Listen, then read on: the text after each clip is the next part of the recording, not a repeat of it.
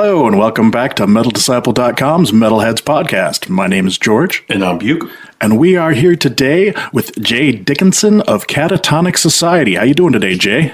Great, gents. Thanks for having me on. I appreciate it. No problem. It's always good to have somebody else on here with us. First thing I want to ask you is, I got an email from you a couple weeks ago, I guess it was?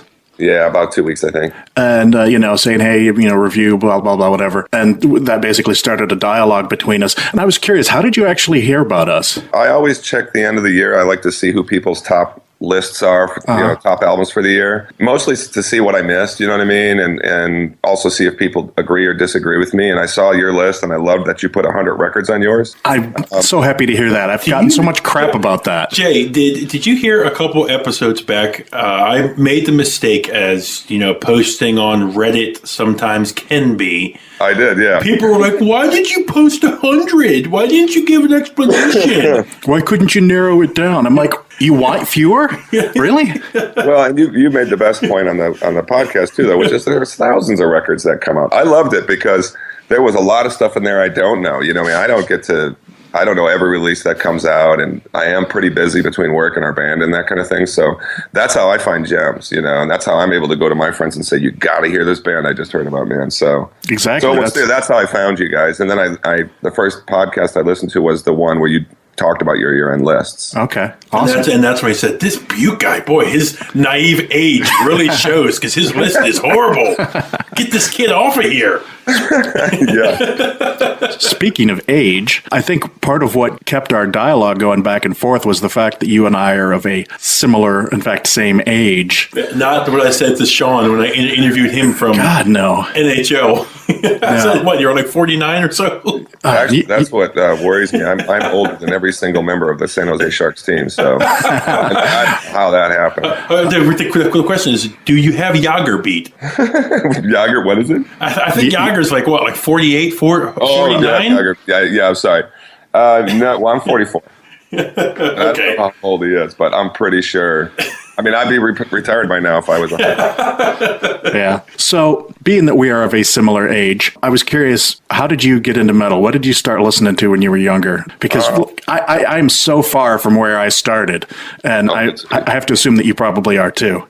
Miles, though I have a soft spot in my heart for all that stuff that kind of introduced me to it. I started really young, man. I am 44, and I was kind of doing some math because I knew we were going to talk about this a little bit. And first of all, I was just like really obsessed with music from before I could walk, and my mom tells stories of me running to the stereo. We used to have this stereo as like a piece of furniture. I don't know if you probably remember those, George. They used to make like cabinets and inside the stereo. And she'd be playing Simon and Garfunkel and stuff like that, and I'd always come running. She tells me to listen to it. But the thing that changed my life probably at about 6 or 7 years old was my mom got married for a second time, and my stepbrother introduced me to Kiss. And I was like, holy shit. And I have to tell you, too, even though the covers were cool, it was about the music for me. Because also, you remember, everything was static back then. It wasn't like I was seeing them on TV or the internet or anything like that. It was like a few magazine pictures and the records. My introduction to Kiss was I used to collect baseball cards.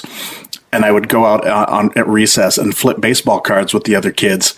And some of the kids were flipping Kiss cards. Right on. And I was like, I remember is like Gene Simmons with like the blood just all down his front. And I was like, what the hell is this? That's cool. It was, wasn't it, man? I mean, I still can kind of get the shivers looking at those. I mean, for all the things they've done in their career that I don't admire at this point, I can still look at those old Kiss cards, for instance, and I, believe it or not, have some of those. Mm-hmm. And I'm like, it's still the coolest thing I've ever seen, Yeah. I slowly collected all the Kiss records in my house because I had casual music listeners in my family, and I remember I traded 2 Stormtroopers for Kiss Alive 2. Star Wars figures. So along that path, that went on for a while, and my first record that I purchased was Kiss Dynasty, and I was 8 years old when I bought that, and I bought it like at Sears. I took it home, and it's like, this is the first record I bought. I put the needle on, and it just went all the way through. I was loving you. Fortunately, I would say now, but back then I was like, no. 'Cause I don't know if you remember, but they made really flimsy records for a while there in the 70s. Yeah. So, and then after Kiss, and then a few years later, it was sort of like I was just buying Kiss records and stuff, and then a couple years later, the Walkman started to kind of come around. Yeah. And I got for Christmas one year, For Those About to Rock. Oh, yeah. AC/DC. And that was a revelation. And so then it was kind of Kiss and AC/DC and stuff. And then the big thing that changed was I lived in a small town in Missouri. I used to save up my money. And we went to Springfield, Missouri, and that was where there was a record store. And I'd be like, you got to take me to the record store. I would go to the record store. And I bought Number of the Beast. And I couldn't listen to it till we got home. I hated that. Oh, dude. That's like an hour drive. I got home, and I swear to you, I told my brother, this is what I've been looking for, Yeah. It was just downhill from there, so. Jay, I'm sure you've heard us talk about before in the show. That's what, me being 10, 12 years younger than you guys, that and getting into metal even late in my life when I was like, 16, 17, I missed out on because you guys had the excitement of finding this stuff for the first time. My experience to Pantera, which was my jumping off point, this is going to make me sound like such a metal noob, is Reinventing the Steel, which was like 99 or 2000. I was going to talk about this later, but this sort of goes into one of the first items that I was going to talk about later was I went to the Eddie Trunk, Jim Florentine, Don Jameson's show last night. Oh, right on. And I think it was Jim Florentine who was talking about how different things are now than they were like back in the 70s and the 80s. And one of the differences was you used to camp out for concert tickets. Okay. Now you camp out for iPhones. Yep. And how completely lame it is compared to when you camped out for tickets. And it made me think about the last time I camped out for Metallica tickets for the Justice tour. Right on. And I was like, man, things sure have changed. Well, and I also remember just not knowing when a band's next record was coming out because you had to wait. There was like, when I was a kid, and it was probably the same for you, George, before like Metal Hammer and all that kind of came out, it was just like Circus Magazine and like Hit Parader. Hit Parader, yeah. Read about 50 bands you hated, and then you could read about 2 you liked. Yep. But that's how you found out when like Peace of Mind was coming out. Like I remember finding Peace of Mind in the store and thinking, I didn't even know this was coming out, Yeah, that was the way I was with Master of Puppets. I had like a copy of a copy of a copy of Ride the Lightning. Right on. And I walked in one day and there was Master of Puppets, and I was like, holy shit. And, that's the only thing I listened to the whole summer of '86. Well, we have that in common. By the way, that's one of my other kind of turning points. I'll never forget hearing that for the first time, and that was post Iron Maiden, obviously. And I was in high school band, and I played the trombone, and we would go to these marching festival things or something, I don't know. And I bought that tape, and I brought it with me, and I listened to it like 8 times. It was like a 2-hour trip. Mm-hmm. And by the time I came back, I was like, this is the greatest record in the world. You know what I mean? So being a trombone player, how is it that you didn't fall into the 90s ska scene then? Who says he didn't? Yeah. I couldn't sell that thing fast enough. I thought I was going to be a drummer. And this teacher, I swear to God, I had a teacher who lied to me, and she said, yeah, you're going to be in the drum corps just because you started in junior high, and she didn't like me. As a matter of fact, she didn't like me because we used to bring cassettes to listen to, and I brought Iron Maiden to listen to for the whole class, and I could tell she was like scaring the hell out of her. Oh. She literally said to me, "Your mom lets you have this?" and then she had to make the choice about who got to go into the drum class next year, and she told me I had it, and then I showed up for the first day of school, and I have a similar story in terms of bringing music into school. I want to say it was probably like 7th grade gym class. They had the gym was like sectioned off into 2 halves. They had like a removable divider, and they, depending on what was going on, they'd put the boys on one side and the girls on the other. And there was a little like utility room off one side of the gym, and inside there, they kept balls and things like that. But they had a little like I can smell that room, man. They had a little mini bumper pool table. Right on. And for whatever reason, like if you were good or the coach liked you, whatever, once in a while, instead of going out and busting your ass with the other kids, you get to go in there and play bumper pool. And there was a radio that they would also let you play music that would play through the entire gym. And if you were the one in there in the bumper pool room, you got to control that. Oh, I was going to say, like, you probably never got to control it because you had to be the first kid to climb the ropes. No, I never. I don't picture you climbing the ropes. Never climbed the rope. I don't know how I got in there. It was probably, smooth talking, but I remember playing Wasp, The Last Command. Oh, right on. And everybody hated me. And I remember that record very well, by the way. I remember when it came out. I was a little disappointed from the fall from the first record, but it was still good, Yeah. Yeah, oh man. That's, in the broader sense, then I'm sure you had too. Like I lived in a small town, and at that time, things like Metallica and Iron Maiden, people thought that was like insanely loud and fast and heavy. And yeah. And I know there were some people who thought I was kind of a weird kid because of it, or maybe even a little mysterious and scary, which was the furthest thing from the truth. Especially once I started wearing like Haunting the Chapel shirts and stuff like that. Did you have any friends to share this with, Jay, or was this kind of your own thing? I did. I did have one very close friend, and we had Kiss more in common than anything else. Though he certainly got into records as I would give them to him.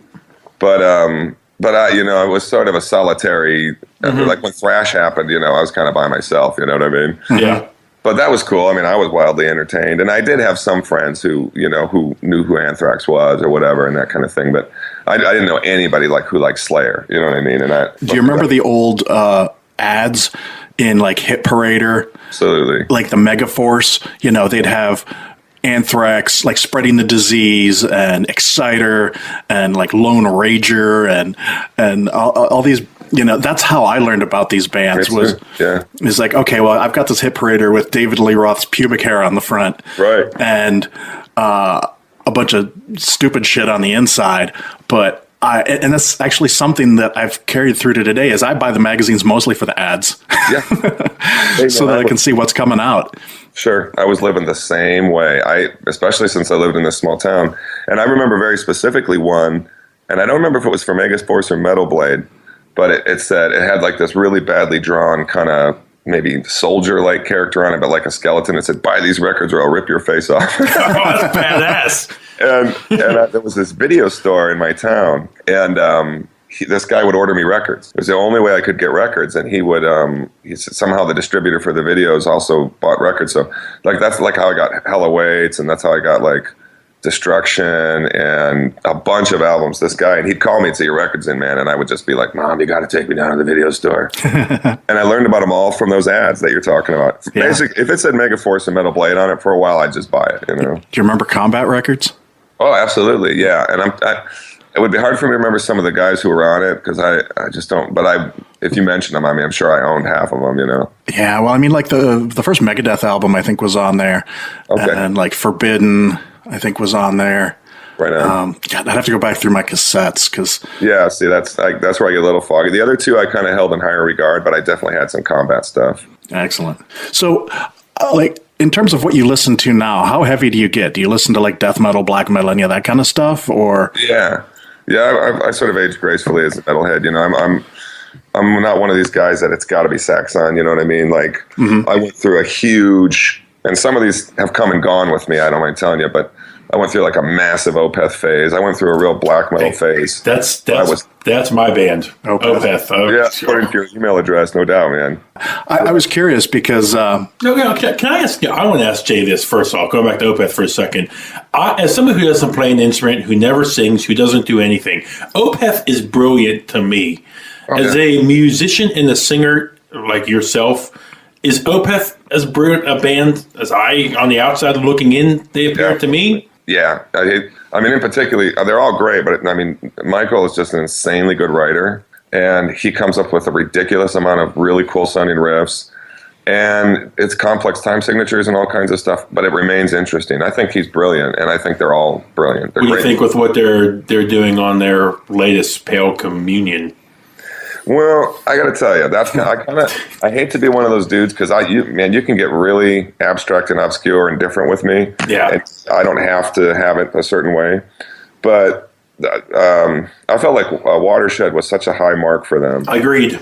And then I miss that. juxtaposition to the death vocal. I just miss it. I like that because the cool thing was it was like Dark Throne, not really, you know what I mean, meets like Simon and Garfunkel. It was like the coolest thing in the world when they did that. Yeah.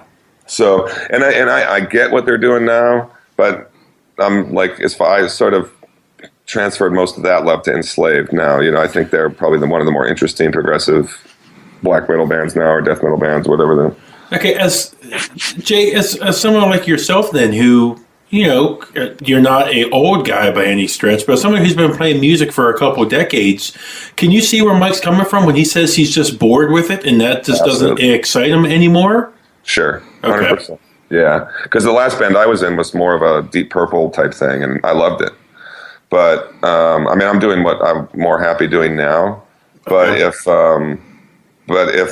you know, I could see you get burnt out. You want to do different things. You know what I mean? Like, I would hate to make 5 records that all sounded exactly like the record you just out. You know, that wouldn't be very cool, I don't think. You said you're in a Deep Purple style band. Check out the band by the name The Dagger. George and I just found them from Sweden. Their latest release. Yeah, it's very purple. Very Deep Purple. Well, Killer album. Trade one with you, because this one you may not know. This one's really going to test your metal, because this is an old band. This is a band that was around when Deep Purple was around. That is one of the greatest unknown heavy rock bands, and they're called Lucifer's Friend. Have you heard them? I have not. Oh, I'm ashamed to say I haven't. Oh, you even stumped George. You stumped me.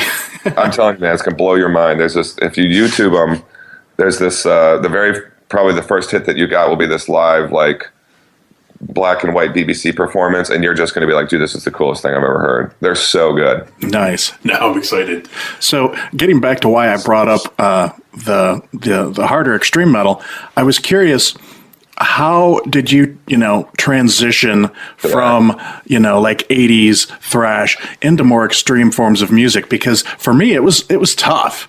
And like most of the people that I grew up with, when grunge happened, that's when they just sort of fell away and stopped listening to metal. And luckily for me, I met a guy that was a little bit younger than me who basically said, hey, you need to listen to Cradle of Filth. You need to listen to Dark Throne and Immortal and things like that. And it sort of grew on me and helped me transition into the more extreme music. And, if it wasn't for him, we probably wouldn't be here today. Yeah, man. I think a lot of people have that story. I mean, like I'm going to make you talk to me about Mastodon later, because I know you don't like them. But somewhere in there is what a point I'm going to make now, which is like, there's some of those things where it's just like, you kind of don't get it and you don't get it and you don't get it. And it doesn't matter if you never get it, if it's not your thing.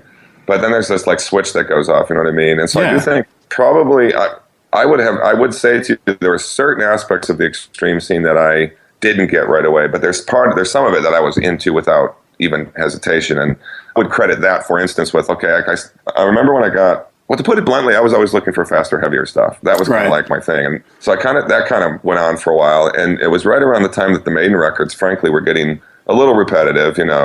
I think they're all pretty genius now when I go back and listen to them again. But even the Blaze? What's that? Even the Blaze Bailey ones? Honestly, no. Okay. But but Bruce was making great records at that time, so it didn't matter, Yeah. I was like, okay, well, I'll tell you, there was a real transitional record for me, and it's not this one, but I got Slayer, like Show No Mercy, and then that was it. I was just like, it was all about Slayer and that kind of stuff, and anything else I can find. But probably the next step up in the sort of arms race for me when I got Possessed, Seven Churches. Yeah. And there was nothing I needed to adjust to about that. I just thought it was brilliant. And most of what's going on now is not too far off. You know what I mean? It's not like it's not that much more extreme than that. Right. And I even sort of appreciated the black metal stuff for what it is, especially like the early black metal scene, because like I really like ISIS. I don't know if you guys know the band ISIS. Yeah, I like them. And like Oceanic in particular is just a great record. What a bad name to have right now, though. I'm sorry for those guys. Yeah. You know what? They changed it. Well, they're gone now, but they changed it to ISIS the band, actually. So, but there's this kind of like drone thing they were doing, and I really got that drone thing when I heard the black metal stuff too. So I started to see this sort of weird level of genius in that, So the transition for me wasn't that hard, but there's probably still some things I kind of don't like. I'd be hard pressed to tell you what they are right now. I can't. You just mentioned drone, though. Drone for me, though, gets to a point like that band. What's it, Sun? I don't get what those guys are doing.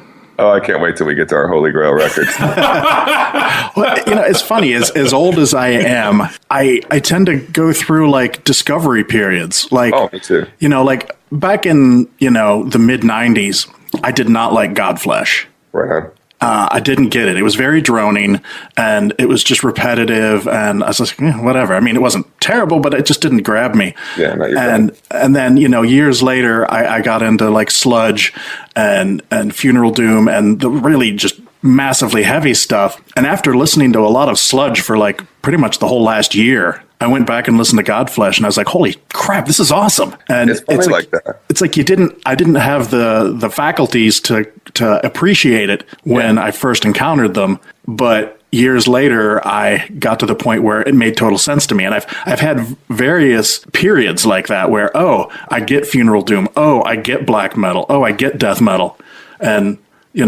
So I hesitate to say I don't like anything because a year from now I might get it. And I don't know if it's become if it's because you as a person become slightly more musically sophisticated or some new doors open for you. But actually, I'll just do Mastodon to you now. I mean, I was at an Opeth show, and it was like the first American tour was the Deliverance tour.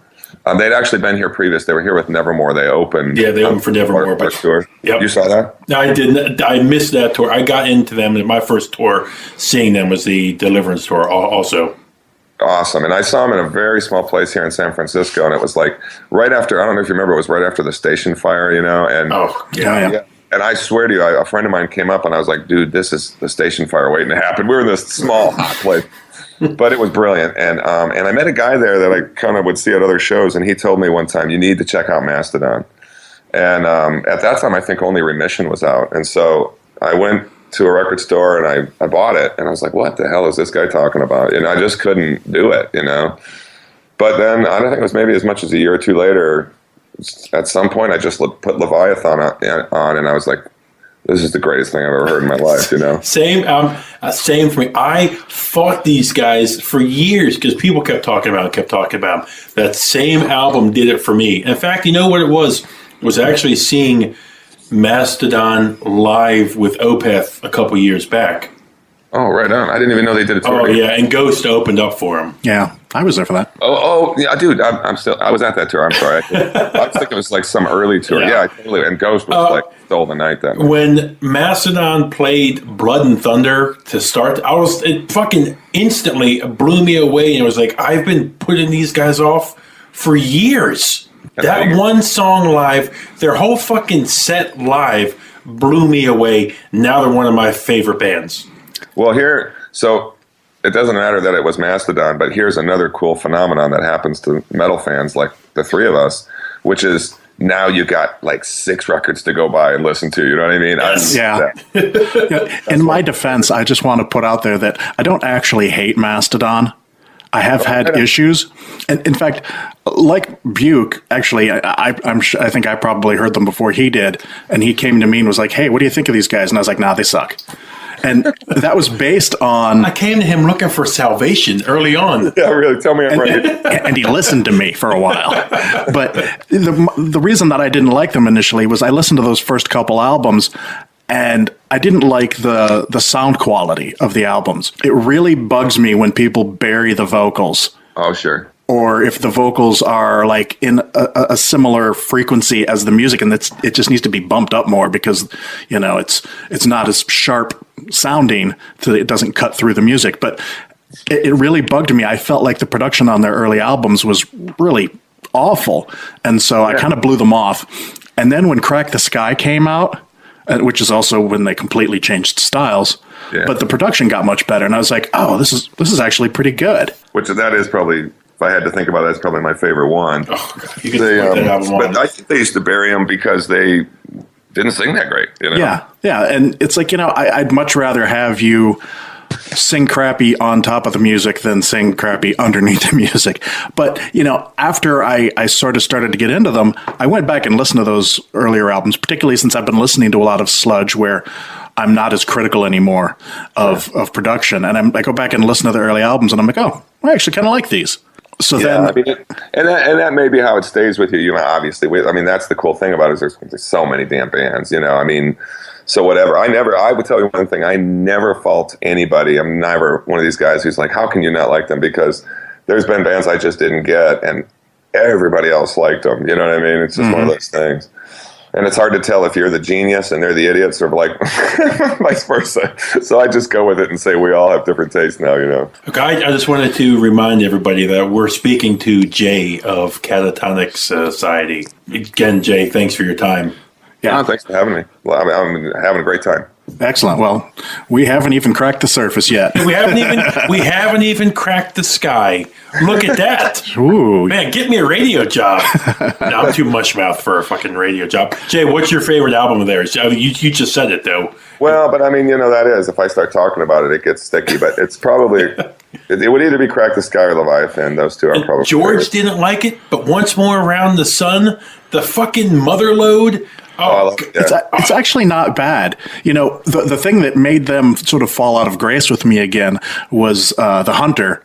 I think that was the one with. I was a little concerned, even though I like it. It's not. I was like, oh, come on! I like. That's the one with Curl of the Burl on it, right? Yes. It's the stupidest fucking song ever. But they're catchy.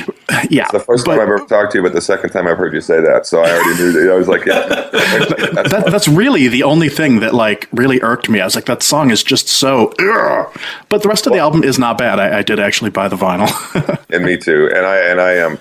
By the way, off that record, I love the song Ember City. I think it's just so good. Yeah. What's that? Octopus Has No Friends is awesome. Yeah, and I even like the Creature thing. You know what I mean? The big sort of the one that's that big sweeping thing about the creature going back to the lagoon or whatever. That's a very non-Mastodon song, but I like that they stretch their legs. You know what I mean? It's the same thing with Metallica. I don't like almost anything Metallica's done since, in all honesty, Master of Puppets. But at least they're out there trying different stuff. You know what I mean? That's cool. So I respect them for it. I think what also attracts me to them is each member with their vocal stylings brings in a different dynamic to each track that they sing on. I tried so hard to get the other guys in my band to sing. You just gotta just go out there, just dive in. Well, I think that's probably why there's so many different. I do sing in a lot of different ways on our record, and I think that's part of it. Like there's some stuff that where I'm really kind of stretching it, and then there's some more kind of sing-songy type stuff. It's hardly a Mastodon thing, but yeah, I love that they all sing. When you first started singing, you said you were in a Deep Purple band. Was it in those stylings like Deep Purple? No, I mean, it's always kind of like, I'm always been accepting of my own limitations. And so what I mean is it was kind of like whatever came out. I mean, I was much more of like a baritone than Ian Gillan, who's God, you know what I mean? Like, yeah. I mean, like, Jesus, like Child in Time. Yeah. Actually, to mention one record I love, and I would love to know what you guys think of it, is Black Sabbath, Born Again. I was just thinking that while you were talking about that. I was like, I wonder what he thinks of Born Again. That was actually one of my first, it's like the first 3 Black Sabbath albums I bought were We Sold Our Soul for Rock and Roll, so I got my Ozzy. Yeah. And Mob Rules, got my Dio. And I was like, what the hell's this? It's so different. And my third album was Born Again. And I loved it. Well, that's another thing that shows our age, because I have a similar experience. And like here was these guys who were probably older than us that had to get used to all this stuff, and we were like, it was just there. You didn't know who was more important than the other guy. You just loved them all, Yeah. Born Again is great though, but that's I would even call that a very important record. In my Zero life. the Hero, man, love that song. Oh, Disturbing the Priest. Yeah. And the title track is such a good record. Trashed. All of it. Good stuff. Yeah. I have that on vinyl, as a matter of fact. Yep, me too. I've got a signed copy on CD as well. Ian Gillan, Bill Ward, and some guy, I think he's like the keyboard player or something. No way. Yeah. You know what you should look for, and you may or may not have it, and I would even send it to you, but I honestly don't have it. I had it for a while. So a while back, somebody basically stole the master tapes and remastered it without what is really kind of a lot of noise on that record. Yeah?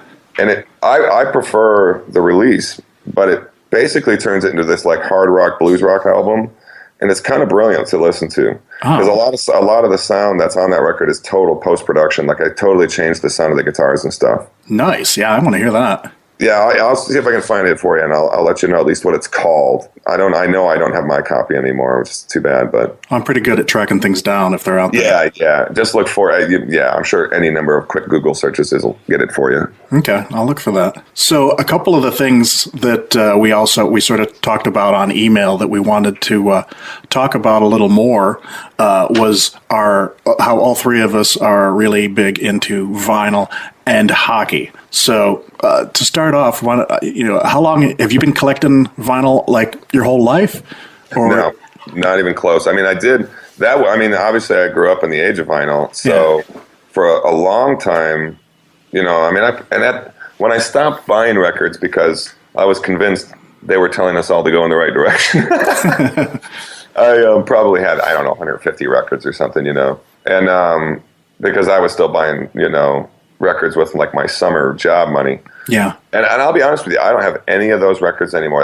Every time a new format has come along, I usually, to get into the new format, once I'm convinced, I tend to sell off my thing, and then I just buy everything I had and more for the new format. And so, like, I don't have any CDs anymore. I have just MP3s. So that said, I started buying vinyl again no more than 6 months ago. Okay. Partially for two reasons. One, the sonic quality, and the other one is I enjoy doing it. I feel so nostalgic these days because I'll sit down and listen to a record and just cradle the cover in my arms and look at it. And yeah. Jay, what I heard at a record store a couple months back and I've only been into records since Record Store Day last year, and I'm up to like 430 records now. Yes, heard that on one of your podcasts. I heard a guy in a store tell me that listening to vinyl records it's an experience into itself. Where it's not like putting on an MP3 in the background. The spinning and listening of the record is the experience by itself. I'll buy that because you also got to kind of interact with it because you got to wait to turn it over and exactly on the floor with the cover. Exactly. It's not like you can set some 400 song playlist and walk away. Exactly. Yeah. You get one or two Opeth tracks and you're having to stand up and flip the record over again. Yeah, you're sitting down to listen to a record. Exactly, you're sitting down to listen to a record. So I actually that was 50% of the reason I got back into it because I missed that experience. I don't like the convenience of the other ones that much. I like it, but it's different. To let you know the music, and I know it's no surprise to you as somebody in the industry. I'm training a guy at work now, 22-year-old kid from New York. He made the statement that he has never bought a album or a CD once. Wow. He's no format at all. He downloads it off online. He goes on some torrent site, whatever, downloads it. I'll tell you something kind of. I'll tell you what. You know what he says? He says he's not alone. He says all his friends are doing the same thing. I mean, well, if you know anything about record sales now, if you sell 30,000 in the first week, and that's for the big bands, it's like, ooh, big deal. But I can remember when people were like disappointed, like the new Kiss record only sold 2 million copies, like they're going downhill. Yeah. And I'll tell you just a real, people are going to steal it anyway, so it's not like I'm putting myself in danger by putting this out there. But we, of course, Google our name every once in a while because we wanted to see if reviews are coming up. And your name is, again? Catatonic Society. Exactly. Plug. And, plug away, please. And our record's called Baptistina. And I'm not joking, man. Google it yourself sometime. The first bunch of hits are our Facebook page and everything, but within 24 hours of the record coming out, it was on, I don't know how many Russian torrent sites. It's just everywhere now. Yeah, the Russians are really bad. Nobody even knows who we are, so they just know like how to steal records out of the pipeline. You know what I mean? Or there's some badass metalhead in Siberia somewhere, or you are providing him his 1 ounce of happiness in his cold, dark life. And I'm actually kind of like holding on to that a little bit. You know what I mean? Like, because we didn't expect to make any money off a record, but I'm telling you, it's on 100 BitTorrent sites already. It's been on 2 weeks, and it's and it's only been reviewed once, so nobody knows who it is. They're just out there giving it away. And does it take the wind out of your sails, Jay? Nah, not really. Nah. I mean, at least people are listening to it. At least I hope they are. I mean, we did find out our bass player works for Google. Wow. So he's pretty savvy, and he's also Eastern European. He's from Ukraine, and he's able to kind of see how many people are downloading the torrents in some of these sites, and like one of them downloaded like 350 times. That was like a couple days ago, and yeah, I like to know that maybe 350 people are trying it out. I didn't think we were gonna sell a bunch of them, and if there's guys out there like you too that are going to be like, if I like it, I'm going to buy it. Oh, George and I, once George started talking to you, he doesn't do this often, but when he does, I get excited. But George, when George first, you guys were speaking, George's like, Buke, you need to check this band out. He doesn't do that often. And instantly, I'm not trying to, I don't want to say you guys sound like these. I don't know if that's a good thing to say to artists. But, you guys wear your High on Fire influence on your sleeve. I think there's some Mastodon there. So being a fan of both those bands, I was instantly attracted to you. They're actually two of my favorite bands, and I can tell you this. So one thing is not being, and I love hearing that, and as somebody, you guys aren't in bands, like right now, one of the most interesting things to me is, what do we sound like? Because I don't know what we sound like. You know what I mean? You really don't know when you're standing right in front of it. You just, especially when you practice a lot and you hear your songs all 1,000 times, you don't know what you sound like. You just don't. And I mean, I know what we sound like, but I literally cannot be objective enough to like say that it sounds like the bands you just said it sounded like. Yeah. And which, by the way, you almost could not have said two things that would have thrilled me more. You know what I mean? I love both of those bands. Yeah, High on Fire was the first, and going back to bands that were hard to get into at the start. When I first saw High on Fire live, oh God, I can't remember who they opened for, but it may have been Opeth. Because I've seen Opeth like 15 times live. High on Fire, when I first saw them, was like, God, get this shirtless, ripped, drunk guy off the stage. Yeah, because I remember vividly, he was drunk, he seemed a little stoned, and his abs, he was ripped. He's not ripped anymore, man. No, I was like, get this guy off the stage. Do you like High on Fire, George? I do, actually. I was just going to say that they sort of started off the same way as Mastodon for me. The early High on Fire albums, man, those vocals are buried. Yeah. And by the time Snakes came out, I was like, oh, well, that sounds a little better. What was the song? The Frosthammer? Yeah, that's good. That's it. And I was like, now this is some fucking metal. And I've been a fan since. So, yeah, I dig those guys. I think Matt Pike being I think he connects with what I loved about some of the Megaforce and Combat records and all those when I was a kid. I think he connects with that away and brings it to something new more than any other artist, to the point where Blessed Black Wings could have come out in '85 and it sounded just like that. You know what I mean? And yet there's something modern to it. So yeah, I love those guys, man. I think they're awesome, and they're from here. So we've decided as a band that we will have made it when we open for them, because they do play here. Nice. So Jay, so people coming to you like myself saying you sound like them, that's just a compliment then? Absolutely, because I think I know it's just it reminds people of them. I know they're not saying we're like a carbon copy, because and I say this with humility. I couldn't copy them if I tried. Like I guess what comes out of you is something that it's the sum total of your influences. But seriously, if you were like, dude, can you sit down and write a Van Halen song? I'm just not that good. You know what I mean? I don't know how to do that. Now, early on, a couple months back, we spoke to Mike from Early Man. And yeah, I listened to that one too, by the way. And I checked him out because of you, and I like his stuff. Oh, he's a great guy. I'll ask you the same question I asked him. Being influenced by, Mastodon and High on Fire and stuff, is it hard for you to separate and just play something you like, and then it comes out sounding like these guys? I guess what I'm asking is, as somebody who doesn't write songs and stuff, how do you kind of shy away from all your influences and not being that carbon copy? I don't know. I'm pretty lucky. I actually write the songs in our band. I am the writer. Okay.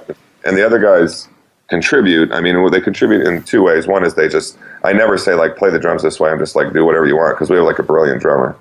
And the same with our bass player. So I think of them as very much a very important part of the songwriting process. Even though the bass player is part of the band. Yeah. I'm sorry. He doesn't just carry the gear. He tells the best bass player jokes. I have to tell you one of them.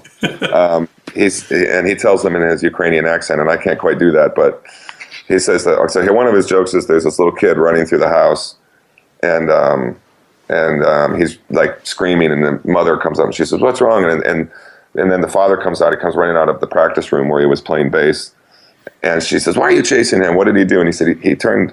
He's a bass player. And he said he turned one of my tuning pegs, and he won't tell me which one. So,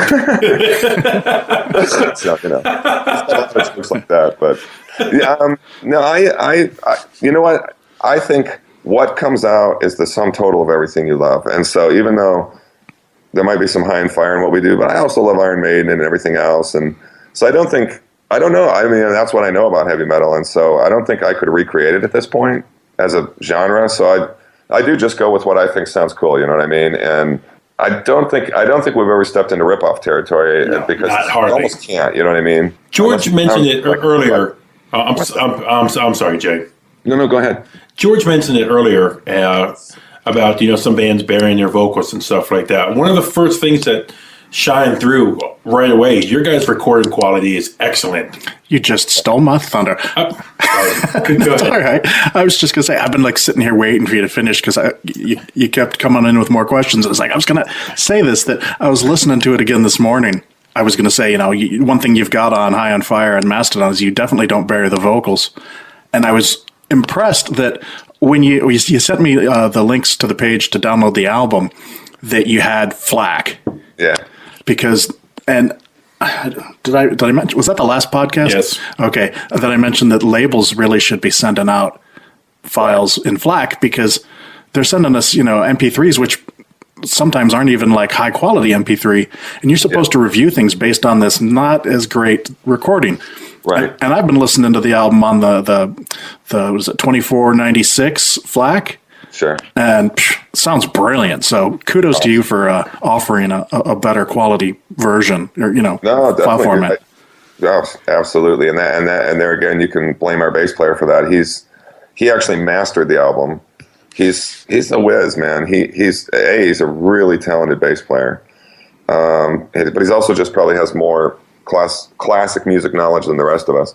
But he's also an electronic monster, and so like when we were producing the record, he knew specifically what frequencies he wanted to, because when we first heard the first mixes, we were like, it's kind of muddy, and he was able to go to the engineer and he said, try frequency 3.17 megahertz. I mean, you know what I mean? It was insane, man. Wow. Yeah, and then he's also the one who put together all the different quality versions and stuff. So right on. But we recorded it just as far as the overall sound quality. We recorded it at Sharkbite Studios in Oakland. Okay. And that is where The Blackening was recorded, if you guys like that record. A little band called Machine Head. One of the... Yeah, and they still rehearse there, too, as a matter of fact. So I kept trying to run into them in the hallway, but I never did. They were always... If there's a top 3 albums of the last decade or so, that's easily in my list. It is for me, too, actually. That was actually the record that turned me on to Machine Head, believe it or not. I'd kind of missed all the other stuff, but I think I was fortunate to miss some of it, but it's like a second coming for a band. It's sort of like a post 2000 Master of Puppets. I think it's really great. Oh yeah, yeah. What did you think of their last album? Disappointment for me. Bloodstone. Well, you know what? I honestly haven't got it yet, and I'm embarrassed to say that I haven't got it yet. Yeah, but that was partially because Unto the Locust, while very cool, did not. I don't know. I wanted it to be a little different than The Blackening, and it is a little different, but I don't know. That was such a hard record to follow, actually. Oh, it took them forever. So I guess it really was hard. And then, and I just haven't tried the new one yet. But actually, it's funny because it was one of your lists that made me think I better try it soon because one of you guys had it real high. George. Yeah, I had it number 3. It was like 19 or 18 for me. I will pick it up soon based on that, Yeah, well, to be honest, the first listen through, I was in the car, which not the best speakers. When I really want to hear something, I got to have like good quality headphones on. And I was listening to it in the car, and I was like, oh, boring. Okay. But then I was like, I gotta write it up. Let me put on the headphones and listen to it again. And when I really focused on it, I was like, okay, I get this now. Some of the stuff that I thought was boring was sort of dynamic and, helped keep the album fresh. And honestly, it's great. I would probably still put Blackening and even Locust above it, but I thought it was a really strong album. I'll pick it up, man. I really will. And it was your list that made me think, okay, I probably should have bought that. But that's what it takes sometimes with me with the band, that I've got a bunch of their records and for whatever reason didn't get, like I haven't bought the new Opeth, to be honest with you. I will eventually. Speaking about lists real quick, you want to mention your top album from last year? That's a good question. You can think about it. Yeah, you can think about it. George, of course, was high on Trypticon the whole damn. I kept hearing about that from like March on. Buke, Trypticon. What the fuck? Trypticon? That's a good choice. Myself was Primordial. Yours was Primordial? Yeah. Oh, boy. Nah. Yeah, I'll think about it. I'll answer think about it. Whatever. Yeah, think about it. Yeah. All right. It's okay. Sorry to put you on the spot. No. So, by the way, there's a lot of stuff on your list that I'm going to be like, God, I got to check those guys out. Just sometimes based on the cover. Thanks. See, that means a lot to me because George is the big metal guy. So, yes, come over. Check out Buke's list first. That BMF record. I'll probably say that one. That's probably the one I like the most. Yeah. Okay. I to be honest, those guys they're still like a mastodon to me. I haven't been able to get into them yet. We've been talking. Buke keeps asking me, like, since the beginning of the year, do you have your front runner for this year yet? And up until a couple of days ago, I didn't have anything particularly. And then within the last couple of days, I've got two really strong ones. I ones. almost wrecked my car last night when George sent me a text saying I might have my 2015 album of the year. Oh, cool, man. Well, who is it? We'll get to that later. I'm just sort of teasing it right now. We'll get back to it a little later. By the way, also, my honorable mention would be that Paul Bearer record, though, too. I thought that was really good. Oh, yeah. Man, that's a heavy frick. Dude, you put that on vinyl, you crank the thing up, that will shake your house to the ground. I saw it on vinyl the other day. I haven't picked it up yet, but I will get that one on vinyl. Man, it's awesome. Yeah, that's a really good choice. So I'm such a format junkie now that I like buy everything like 3 times. Yeah. It's like I won't anymore, but I was buying things on iTunes until I got picky about my sound quality. We went to our local record shop last week, and George was bummed that the Paul Bearer albums were not available on CD to buy. Yeah, so he could rip them to flack. Yeah. Well, I have to tell you, there's a great joy I have. I can't tell you how many times I've been in a record store, and I'll just use a Number of the Beast as a randomized example, and I'll pick it up and I'll be like, God, I wish I hadn't bought this because I could buy this today. Like you just want to do it again somehow. Well, I do that all the time. I mean, there's albums that I've bought on iTunes. I'm like, okay, got my MP3 because for pretty much like the last 10 years, it's been pretty much mostly MP3, and so a lot of the stuff that I've bought. I mean, I get a lot of stuff from the record labels, so I don't have to buy everything. But either way, I've got a bunch of albums on MP3, whether iTunes or labels. And then as a show of support, I'll go buy the vinyl because I'm like, I really like this. I'm going to buy the vinyl as well. So, maybe I got the promo for free. Here's me giving back. And then now I stopped buying CDs like 10 years ago, but because now I'm on this whole high definition, FLAC file thing, I'm re-ripping all my CDs that way. And I'm like, okay, so I bought the MP3, I bought the vinyl. I guess I got to buy the CD now, or go and pay to actually buy high definition FLAC files is ungodly expensive. It's like $17 to $20 an album. Yeah, you might as well get the CD. yeah, and I'm like thinking to myself, I've got friends that like never stopped buying CDs, and they're laughing at me now, going, "Dumbass, you should have just kept buying the CDs." Well, incidentally, ours is going to come out on vinyl. I'll just happily send you both a free copy. Sweet. Yes. That makes my whole day. I'll send you a CD too. I have yes. The CDs are coming out. We're getting those. We just got a update that the last thing being printed is the booklet. There's a real nice insert booklet that has original artwork for every single song's lyrics. Nice. And the CDs are printed. The digipack is printed. The booklet's being put together. So we should have them in about a week, I think. And I'll send you those. Mike, seriously, happily to send you guys free copies. I'll send you both one.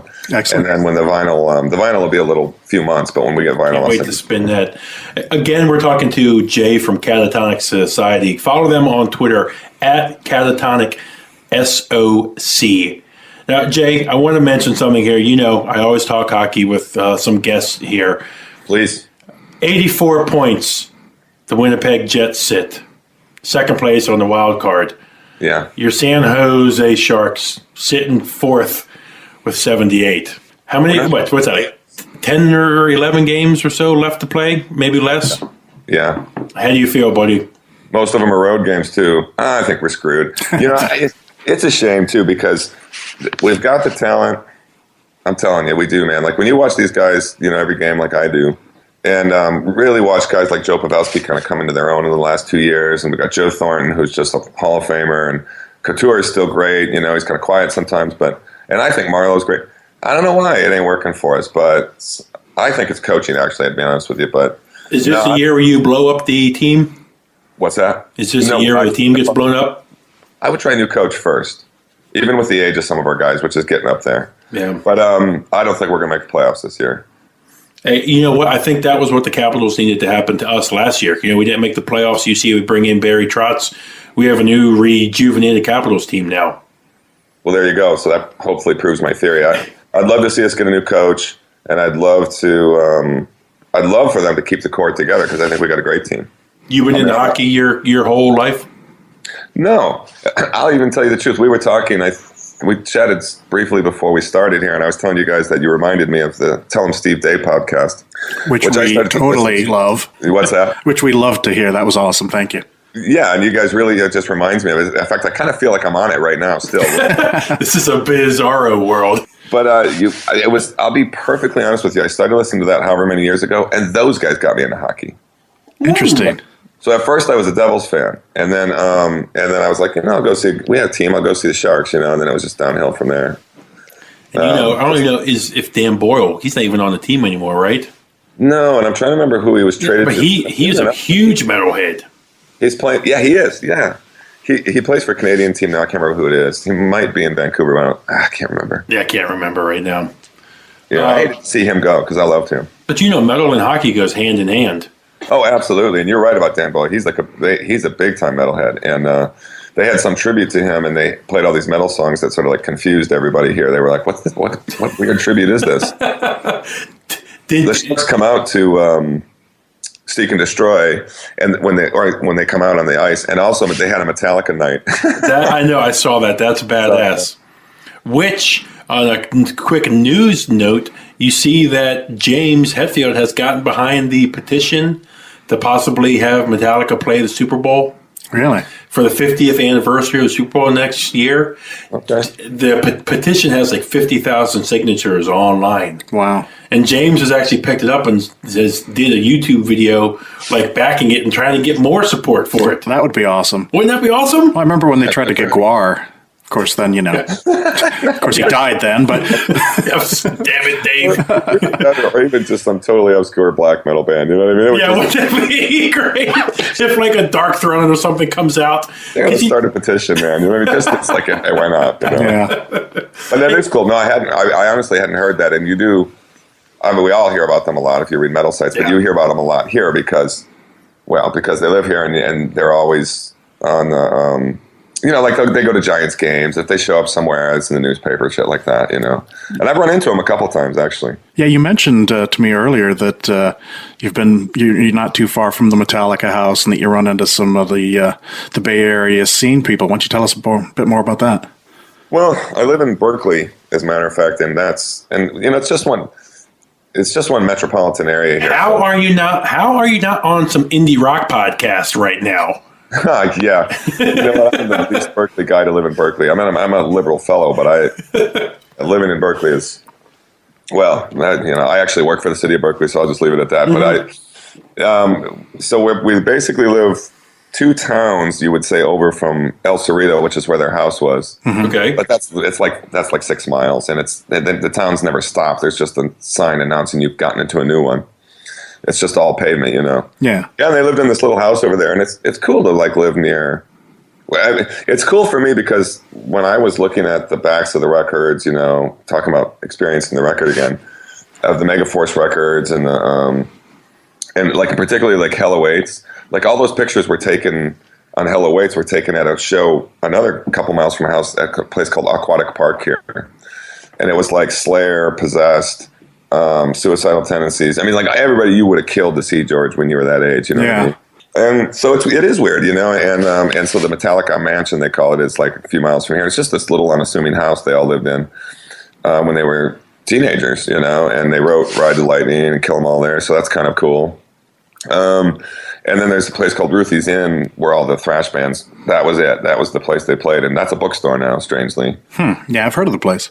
And then, I run into, sometimes, like you don't just run into Metallica. But I mean, I was we ran into them 3 times. Once my wife and I had gone to Europe just for vacation, and we were getting off the plane, and for some reason we got down to like the luggage pickup like before anybody else, so we were just standing there by ourselves.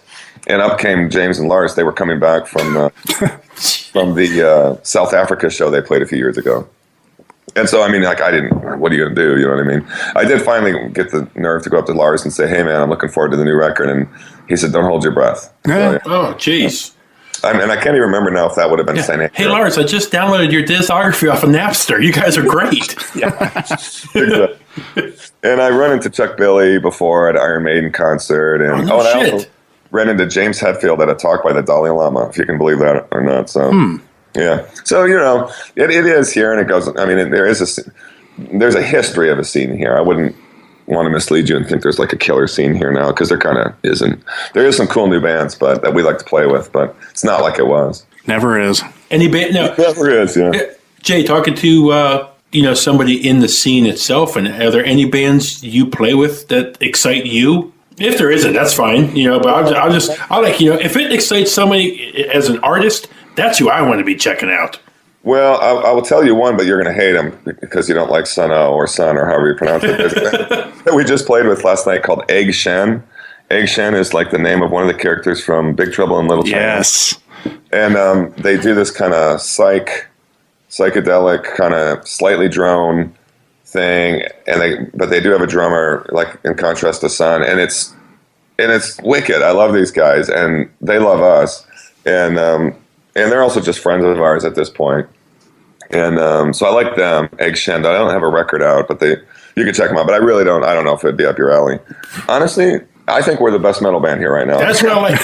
Fucking right, Jay. I love the confidence. Well, I have to agree with you. I hate to be like that because, you know, I am like a really be like that. It's right here. The Metalheads podcast stamp of approval. Best band in the fucking Bay Area right now. Catatonic Society. I should say of the ones we play with, there is a band called Slough-Fag that I really love a lot, and I think they're better than us. They're better than us, but I run into those guys all over the place. We haven't played with them yet, but I hope to. Come on, let's stir up some controversy. You are better than them. You're the best. No, I'm just messing. Well, we've been talking about all kinds of things, but not so much about a little bit about your music. But why don't you tell us a little bit about the album Baptistina? Of course, maybe explain the title. You said you get asked that a lot, so when you mentioned that, I was like, yeah, what is the story behind that? Well, it's the name. Okay, so there's a song on the album called Baptistina, and we called the record Baptistina. And this is where the vague conceit comes in. But I hope from having talked to you guys, you know, that you realize there's not a lot of conceit. I mean, I'm a pretty laid back and down to earth kind of guy, but explains the title. But we called it Baptistina because that's the name of the asteroid that they once hypothesized that killed the dinosaurs. Okay. And I just can't stand like what is popular in metal these days. And I hate to be like that guy, you know what I mean? But like Avenged Sevenfold and all that stuff, I hate that shit. And I apologize if you guys like any of that stuff, by the way. Nope. But, so in my mind, this was like I felt like I wanted us to make a record that would kill those dinosaurs. You know what I mean? And that's a little full of itself, that comment, but you know, that was kind of the thing. But the song itself, the lyrics are just sort of about a wandering tribe, you know what I mean, that are trying to get out of the desert or whatever and kind of thing. So it kind of works both ways. I can hide that, you know, and not make myself sound conceited. But so that's where the title came from. It's. I mean, when I heard that it was the name of the asteroid that killed the dinosaurs, of course I was like, dude, that's totally metal. You know that is totally fucking metal. Yeah. Jay, you know, I see those bands and stuff playing big summer festivals and stuff like. I don't get it. I don't either. It's processed boringness. Yeah. Yeah. But like I'm a first time father now. I have a 9-month-old. I used to be a mall security guard. I have no problem saying that because when I worked at the mall, all these mall rat kids were listening to these bands that the Revolver and stuff tells them they need to be listening to. Yeah. Hot Topic kids. Yeah, Hot Topic kids. Exactly. Because they sell their T-shirts too and stuff, you know. And yeah. I don't get it. There is a whole level of that. I almost don't think of it as metal, to be honest with you. It's not. But you know what the shame is, Jay? They think it is. And I just don't I don't even experience it, I usually hear just enough to be like, okay, they're one of those, whatever. Yeah. So yeah, it's just not my cup of tea. And I think there's just something to be said for just a really good, straightforward metal record, Like, I don't think we're very genre specific, like subgenre specific, I don't think. No, not really.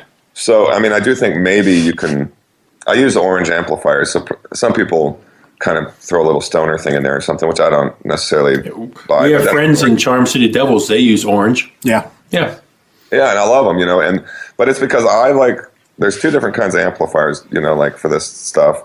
Well, one is you just use a pedal for the distortion, but there's like distortion or there's overdrive, and overdrive just sounds so much better to me. That's where you just flood an amp with so much electricity that it sounds like the world's coming to an end, you know what I mean? And then the other ones are just like digitally, processed stuff, and that's where that Avenged Sevenfold stuff comes from, you know what I mean? And I don't like that. I like if you came to see us, guys, like there's wind coming out of my amplifier, you know what I mean? Like they push air, they really do. So that's sweet. Yeah. Nice. But that's where we came up with the name for the record. Yeah. Right on. So you mentioned you've got some shows coming up in the San Francisco area. You want to plug some of those? Yeah, yes, if I can remember them. One is April 10th, and that's at a place called The Huddle in Fremont. And then April 16th, I believe, is a place called Back Bar in San Jose, which is a fairly new place. We're doing about two to three shows a month right now. And that's everything that we have. We just had all these ones on the docket, and we just played last night, and we played last week. So that's everything we've got coming up, but we'll have more stuff up on the site soon. We usually plan 2 or 3 out in ahead. After playing last night, Jay, thanks for taking the time to talk to us too again. No, I know it's not an easy early night, so thanks again. No. It was no big deal, and I had the coolest rock star night last night too, because I mean, we are the most late. We're like Opeth when you see us live. We're like, we talk like really like, look, this next song is called, you know what I mean? We're just, but last night the microphone kept going out on the PA, and I had my first, and I'm not this guy, but I had my first, it went out like 4 times during 3 different songs, and I finally just kicked it. and it went flying, and then I stepped down into the audience and just finished the show playing guitar, and we played we played Ashes from the record, which has got a lot of like hammer on, hammer off stuff, and people just went nuts, man. It was awesome. Sweet. You had your first on stage cry. Yeah, basically. I'm that guy now. You're that guy. It's your music. That's what I like about this genre music is that live. You're fucking headbanging the whole time. That's who and I think we sound, by the way, live like you do on the record. Awesome. We really sound the same. Now, I know you've got the website, catatonicSociety.com. Where can people get tickets to the shows, and where can people get the album? Well, so far we're not really a tickets to the shows kind of band. I mean, right now it's like you pay at the door kind of deal. Okay. And and we've also done plenty of free shows. But we're starting to pick up some steam now. We played a show in Pacifica a couple weeks ago, and this was a great experience for me. The first guy ever who walked into one of our shows wearing one of our T-shirts already, and I was like, oh, okay, this is cool. So we're kind of getting somewhere. And then, as far as you said, where you can get the ticket? Oh, where you can get the album is.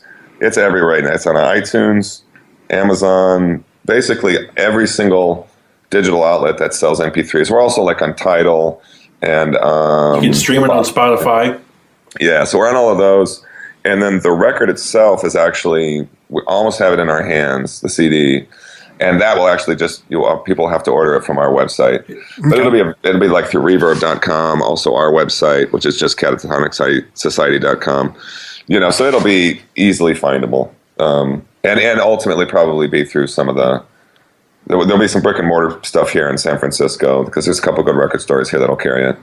Hey Jay, George and I just updated we got new art for our podcast that my friend Josh did. It turned out great, but your guys' album art is sick. Who did that? Well, it was Andrei Buzikov, and first of all, I'm glad you like it, because we paid to have that painted, and I actually, at the last minute, I said to the other two guys in the band, and I was like, are people going to look at this and just think we're like some 80s rehashed thrash band? I was really worried about that, and that they just wouldn't give us a chance. You know what I mean? Mm-hmm. But I liked the cover, so it wasn't that. I was just like overthinking things. But so it's actually kind of cool how we got that cover, because Once More Around the Sun had just come out. The one you like, Yep. yeah, and the Skinner, a guy named Skinner, was the one who did the cover for that, and he lives here in Oakland. So I was like, let's have the guy who did the Mastodon cover do our cover. You know what I mean? Like, I tried to reach out to him on Twitter for our stuff. He just blew me off. Did he write back to you? No, I tried to reach out on Twitter. He didn't get back to me. Well, it's because he's busy all the time now. I mean, but he was really nice. He responded to me and he was like, dude, your band is sick, which was just kind of cool to hear. And he said, I'm really booked. This was like a week after Once More Around the Sun came out, but why I even thought, and anyway, he was like, he said, write to my friend Andre, and he gave me his email address. And Andre's he did like the Municipal Waste covers, and he did, nice. He did the last couple Skeleton Witch covers. Cool. So I just wrote to him, and he was like, yeah, no problem, man. We sent him the demo. At that time, we didn't have the record finished. We sent him demos, and he wanted all the lyrics, and that's what he came up with, and he did a great job. We also used the original sketch from the record cover on the inside of the digipack, so it's like underneath the CD in black and white, so it's really super cool. And yeah, and he's a really nice guy. Actually, I just talked to him the other day, and he wants me to send him a copy of the CD when it comes in. Sweet. Probably more for his artwork than the music, which is fine with me. Sure. Yeah, but it's killer artwork. And killer music, too. I'll tell you a funny thing, too, was one of the things we'd really love to do in this band is to have an ongoing entity or character on our album covers, like Eddie or something like that. Murray. And so the joke in the band right now is that if you look at the cover, you'll see there's this sort of big purple guy, and then there's this little red guy.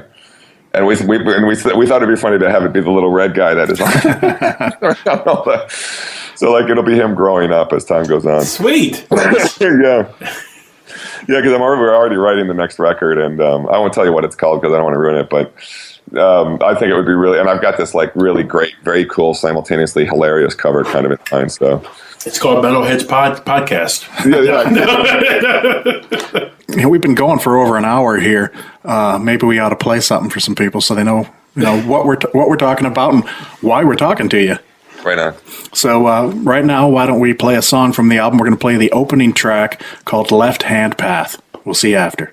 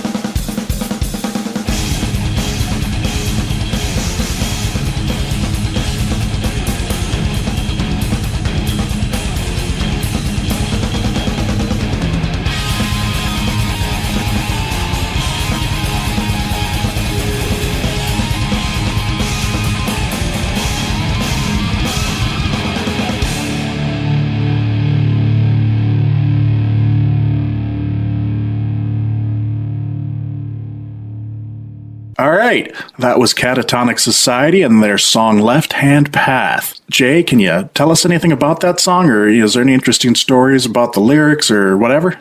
Yeah, it's, well, first off, the way it was written, we went through a few member changes early on, and we're at the trio. We are now very solid trio that we'll stay together, and all good guys and everything. We had a second guitar player for a while, and in fact, he was there when I got there, if you will. And he had this finger exercise thing he used to do, and I was like, dude, what is that? And he was like, no, I'm just doing that. So he showed me this little finger exercise, and I literally just took it home and cleaned it up and made a riff out of it. So that's like where the riff came from. It's kind of like Slash with Sweet Child of Mine. Exactly. And without being insulting to the other guitar player, it was just a messy, but it was just like the series of notes he was using I liked so much that I went home and like sat down and figured out a way to make it make sense. So, and it was also in all honesty, that was like one of the first songs written and where we realized, oh, this band has like a identity, you know what I mean? Like we realized, because when you get together with guys, you kind of jam and you do this and that. But then when you start to do something and it sounds good when everybody does it, you're like, oh, you're starting to find out who you are, you know what I mean? So that was like a really early song for us. And the lyrics are just about, I feel like all my songs are about exactly the same thing. And what it is, it's sort of like, and it's like the universe as I see it and the lens through which I view the universe, but also I love to use heavy metal sounding, metaphors, but they usually represent something very real in my life, just changes I'm going through or things that have happened to me or things like that. So Left Hand Path is really like in the metal world, in the sort of like, ooh, it's scary. That's the left hand path is the path that on the spiritual path that's the path of evil kind of thing. And I'm not an evil guy, but the point is that like, I'm sure you guys know, like I've heard of like the Knights Templar, and things like that. Well, the secret in all of those traditions is that the left hand path is actually the right path. That's actually the path to the real salvation, and it's not evil at all. Mm-hmm. So it's kind of like that, and there's just a lot of metaphors in there that kind of are to that end. That sort of somebody trying to guide somebody along this path of really finding out what's going on in the universe, kind of thing. I'm kind of a Buddhist guy, you know what I mean? Like I studied Buddhism for a lot of years, so it's actually kind of a Buddhist song, believe it or not, but. So that's it, and all the individual lyrics do mean something to me, but I would bore you to death and take 6 hours to like tell you every sentence. Hey, I don't want to, you don't need to go into depth about your meaning of it, but my favorite track, I was listening to it this morning, was actually the closing track, Ashes. Oh, right on. Killer track, man. Definitely, dude. Thank you. That is very Buddhist, that song, and I'm not to take this all up a notch or down a notch. I don't know. I mean, because that song's kind of about reincarnation. I think of it as like Iron Maiden's Another Life. You know what I mean? Oh, okay. Because it's really talking about living in a circle, and you are stuck in this circle by the things you're doing, that kind of thing. And also, it's just like cool heavy metal words. Now, I mean, that's very interesting. You said you have some Buddhist beliefs and stuff. Have you found that in any other heavy metal music you listen to? Yes. And a matter of fact, one particular, the Gojira record, where the whole, do you guys like those guys? I love them. Yeah. What's the record that came out after From Mars to Sirius? It has death in the title or something. The Way of All Flesh? Way of All Flesh. Nice pull, George. I know my Gojira. Yeah, well done. There's a song on there, and I was really proud of myself too when I realized it. But there's a song on there that is, and I'm going to tell you what it is. I'm actually looking it up here talking to you. Look it up. It's like my favorite song on the record, by the way, and it is "The Art of Dying." Okay. And I was so proud of myself because in listening to it, I was like, this is totally about the Tibetan Book of the Dead. Because I've studied particularly Tibetan Buddhism. And then I read an interview with them later, and that's exactly what it was about. And I was like, awesome, man. Oh, cool. These guys think like me. You know what I mean? They think like a similar wavelength. Yeah, which, by the way, I do love those guys. And I do think that I think we're in the same ideas lyrically as them. You know what I mean? Like, it's very metal-sounding stuff, but you're really just kind of talking about your life and things like that. And so, yeah. So, but anyway, that's cool that you like that song. That was one of the last songs written for the record, and we were really like, can we play this live? And and we can, no problem. And last night when we had our microphone destruction at the where it went bad while we were playing our show last night, we closed with that just because it's kind of cool even without words on it, and people loved it. Right on. Yeah. All right. Well, people are probably wondering if we're going to actually do a regular episode here. And if you're wondering, yes, we are. Of course we are. And in fact, Jay is going to join us and just ride his way through the whole episode with us. So let's get that started. As I mentioned earlier, last night I went to a show at the State Theater in Falls Church, Virginia. It was the Eddie Trunk, Jim Florentine, and Don Jameson show. It wasn't that metal show, but it was the guys from the show. Do you guys watch that show at all? A little. I do, but I'm sort of ashamed to admit I watch it in a weird sort of way because they don't ever talk about bands I really care about. Right. Same, I agree. It's not metal. And they're constantly apologizing for it. And they kiss everybody's ass, by the way. Agreed. They're all nice. Yeah. Well, they're great.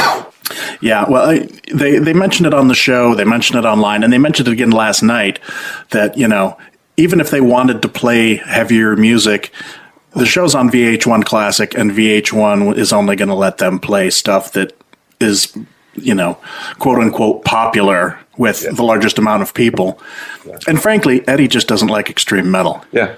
But I watch it because, he's a big name in the metal community. Music in general. And so, I'm looking for things that I can pick up for the podcast. Hey, he used to work for Megaforce Records. I mean, he was there at the beginning, man. Yeah, just like Slagle. And and also, just because I like extreme metal doesn't mean I don't like the stuff that he likes. I like UFO and Kiss and things like that, so I still dig it. I actually love UFO, by the way. Yeah. And I let me kind of give one disclaimer here. I watched this show. Yeah. So even though I'm critical, I watch them all. Yeah, I watch them too. I paid money to go see them last night, and I was a little disappointed though. Okay. Did Don and Jim do stand-up? Yeah, my wife didn't like it at all. I love Jim. I personally love Jim's stand-up. I love dirty, humor. Yeah. In the past, he used to be really dirty. They were. She didn't care for that. She liked Eddie. Of course, because Eddie's safe. Yeah. But he was actually pretty funny, too. Because, Jim's the special ed character from Crank Yankers and all that stuff. Yeah, he mentioned that. I didn't know that, actually. That's cool. Yeah, he is. Yeah, he was talking how he paid for his house by playing a retard kid. Yeah. He is my, as it were, favorite guy on the show. And he always holds up, when they have their weekly picks, I always agree with his weekly picks more. He seems more like the kind of guy I could talk to, Yeah, both Jim and Don seem to have broader tastes than Eddie does. Yeah. But the show was just kind of disorganized. I mean, they came on a half hour late. I almost tweeted them because they had tweeted, if I know Buke saw this, I tweeted a picture of the front of the venue last night, and I noticed that Eddie tweeted one as well, and he included both Jim and Don on there. And the show was supposed to start at 8 o'clock. It's 8:30. And I'm like, come on. Yeah, I was outside? No, we were inside, okay. but they hadn't come on. I'm like, all you have to do is walk out. It's not like you got to, tune the drums and tune up your instruments. You just coming out on a microphone, And so I was going to tweet something sarcastic about Axl Rose. Sure. And like you do. But I didn't. My wife's like, don't do that. So I didn't do it. So they finally came out, and Eddie actually came out first, and he just told a little story about the origin of the show, which was kind of funny. He did this bit about Zakk Wylde that was pretty funny. And then he introduced Don, who came out and did some stand-up. Don always seems like the second-rate comedian compared to Jim. I like him, but he's pretty dirty, and not that I care. I love that stuff. But and then he introduced Jim, and Jim came out and did some slightly better comedy. And then all three of them came out and basically did a Q&A. Did you ask a question? I didn't. I was trying to think of one. And I wanted to figure out a way. I brought business cards. I wanted to be able to here's some podcast cards. Check us out. But there just didn't seem like a reasonable opportunity to do that.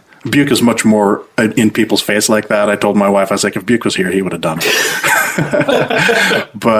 And then they did a Stump the Trunk, which was just a madhouse.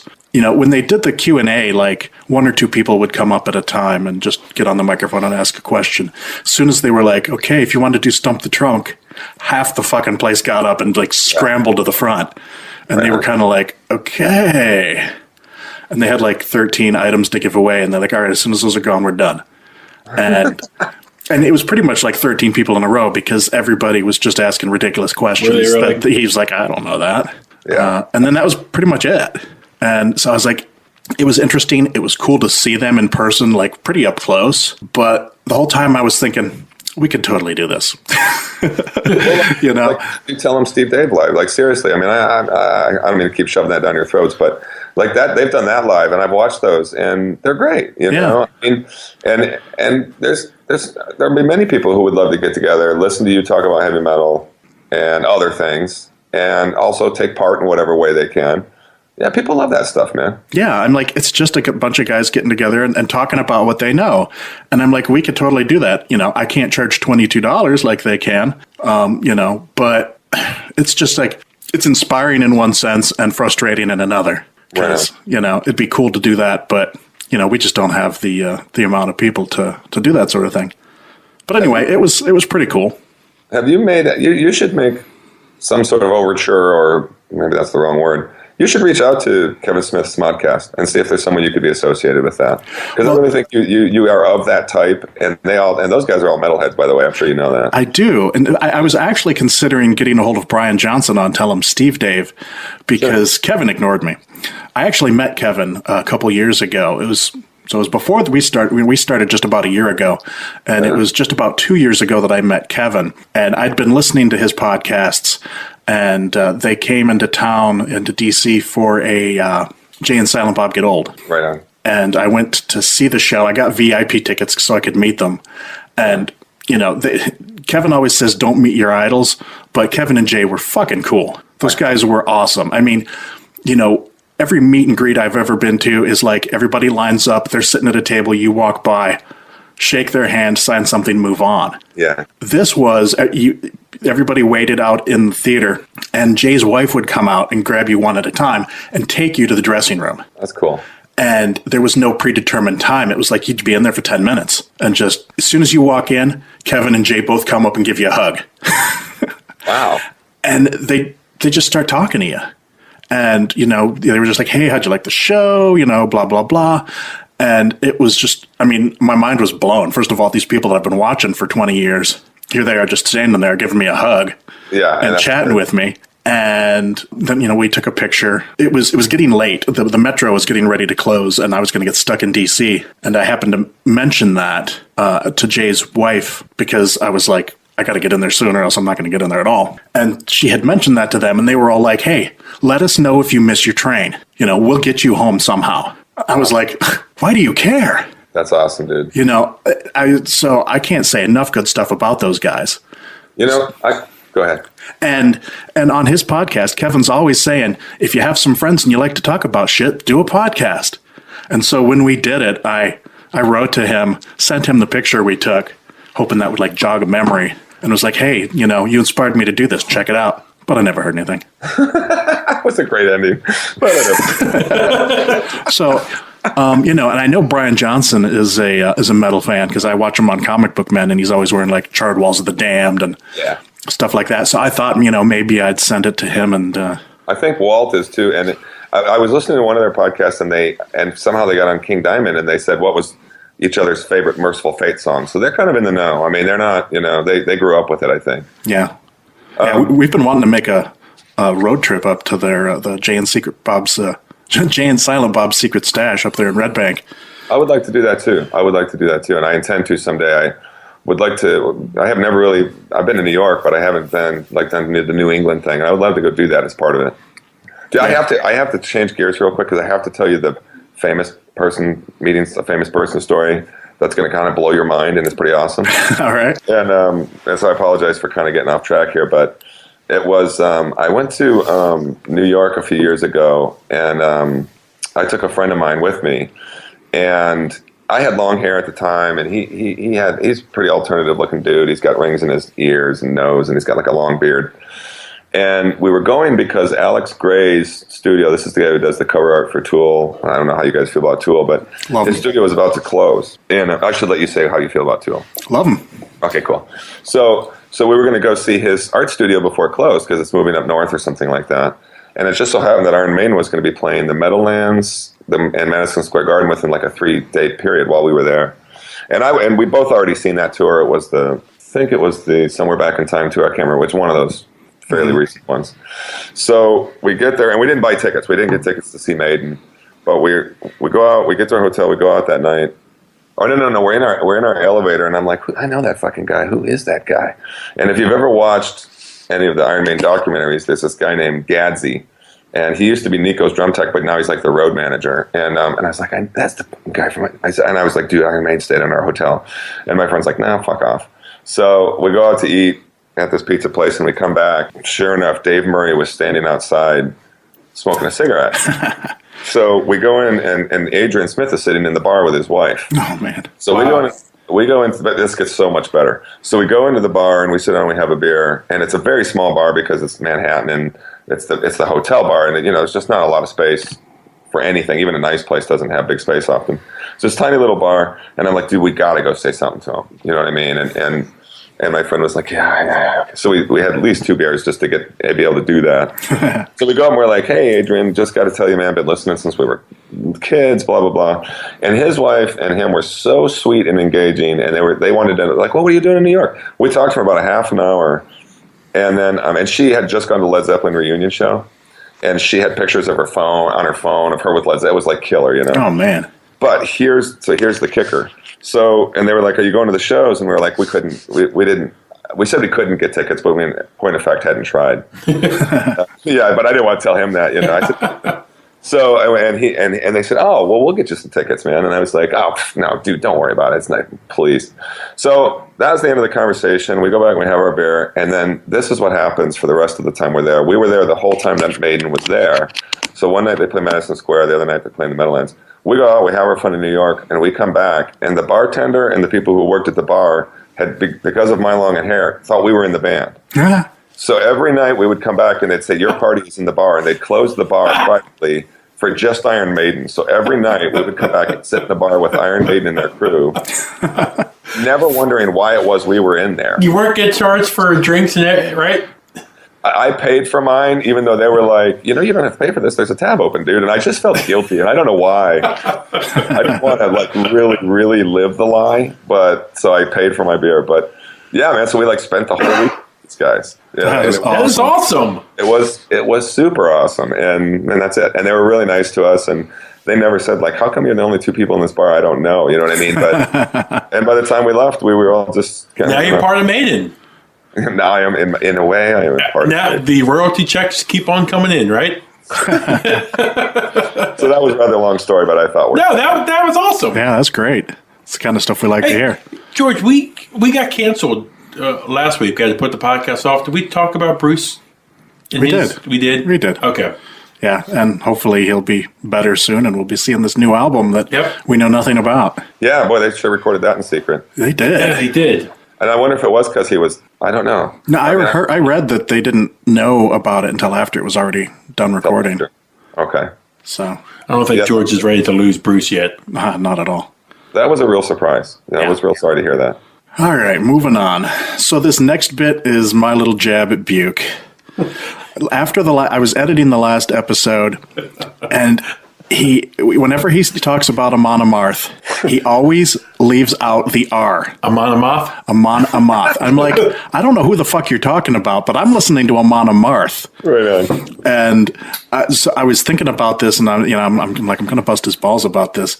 And I came up with a phrase for it called the inverted Brit, because if you listen to people, Linder. The Brits, they always put R's on things that don't belong there. Yeah, Linder McCartney.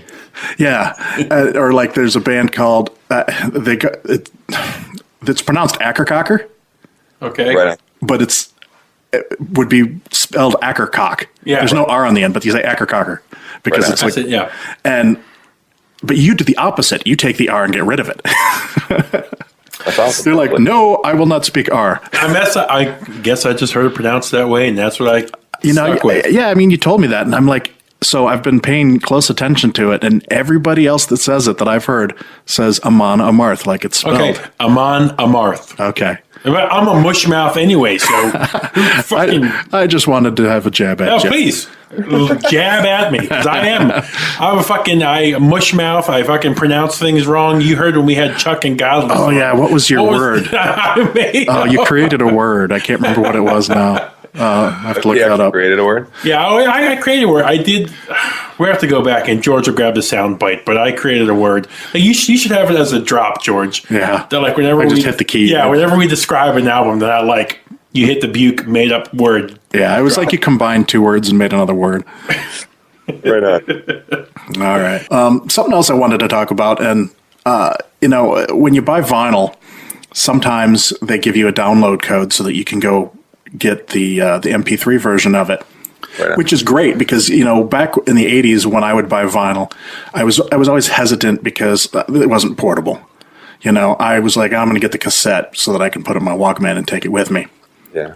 And so getting download codes with vinyl is the best of both worlds. You can have your nice quality sound at home and you get something to take with you. But, vinyl is a high quality sound, but they give you an MP3 download code.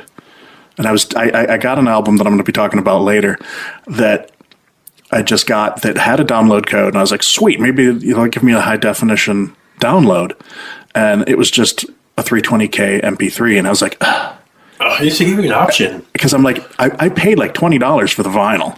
Yeah, well, no, at least. I'll get to what it was later. it's the possible number one album. Hold on, that's cool. Go with it. And so now I'm thinking to myself, I paid actually it was probably closer to $30 for the vinyl. Sure. We should talk about vinyl prices, by the way, but go ahead. And so I'm like, if I want this high definition now, I got to pay at least another $10 to buy the CD. Yeah. And I'm like, I don't even want this download code for the 320K because, I took it, but I don't know. It just seems like if you're going to have a download code, it ought to be for at least as good as the quality of the format that you bought. Yeah. But otherwise, thanks for nothing. Yeah, well, exactly. Or at least thanks for not quite as much. It's cool that they do it. They don't have to be doing it. I'm not trying to bust their balls too much, but if you're going to sell me a high definition vinyl, give me a high definition download too. Well, some of them too. Like I think there was one of the Mastodon packages for somewhere around this. In fact, I think I might have got it. I'll have to look at it. I think the package I got came with a flash drive version of the album too. I'll have to double check. But I haven't even. And I'll be honest with you, I had already bought the download, the other download, the sort of store download, but I need to go look at that. I may have. So that's a better way to do it, though. You can do a large thing on a flash drive, Yeah, totally. And I actually had a bad experience recently. I'm going to call it a bad experience, but there's a local band here called Black Wolf, who are kind of a doom band, and we played with them, and we trade. Bands always trade with each other. By the way, you'd be like, "Give us one of your shirts, and we'll give you one of yours." And they gave me their vinyl album, which I was pleased to have, and it had a download code, and it didn't work. I was so pissed. Oh, that sucks. Which is, they're like us. They're nobody, and they don't have a team of people working for them. But I was sort of disappointed by that. Yeah. Now you just mentioned it, the cost of vinyl records. Do you think, like me, that they're overpriced? Well, they're more expensive. I'm surprised at how expensive they are. Definitely. It's because of the low runs. Yeah, you're right. But there's no need for it, though, is there? Sure. First of all, it's expensive to make vinyl, no matter what. Yeah. I think you're gonna find that, and the fewer you make, the more each one is going to cost.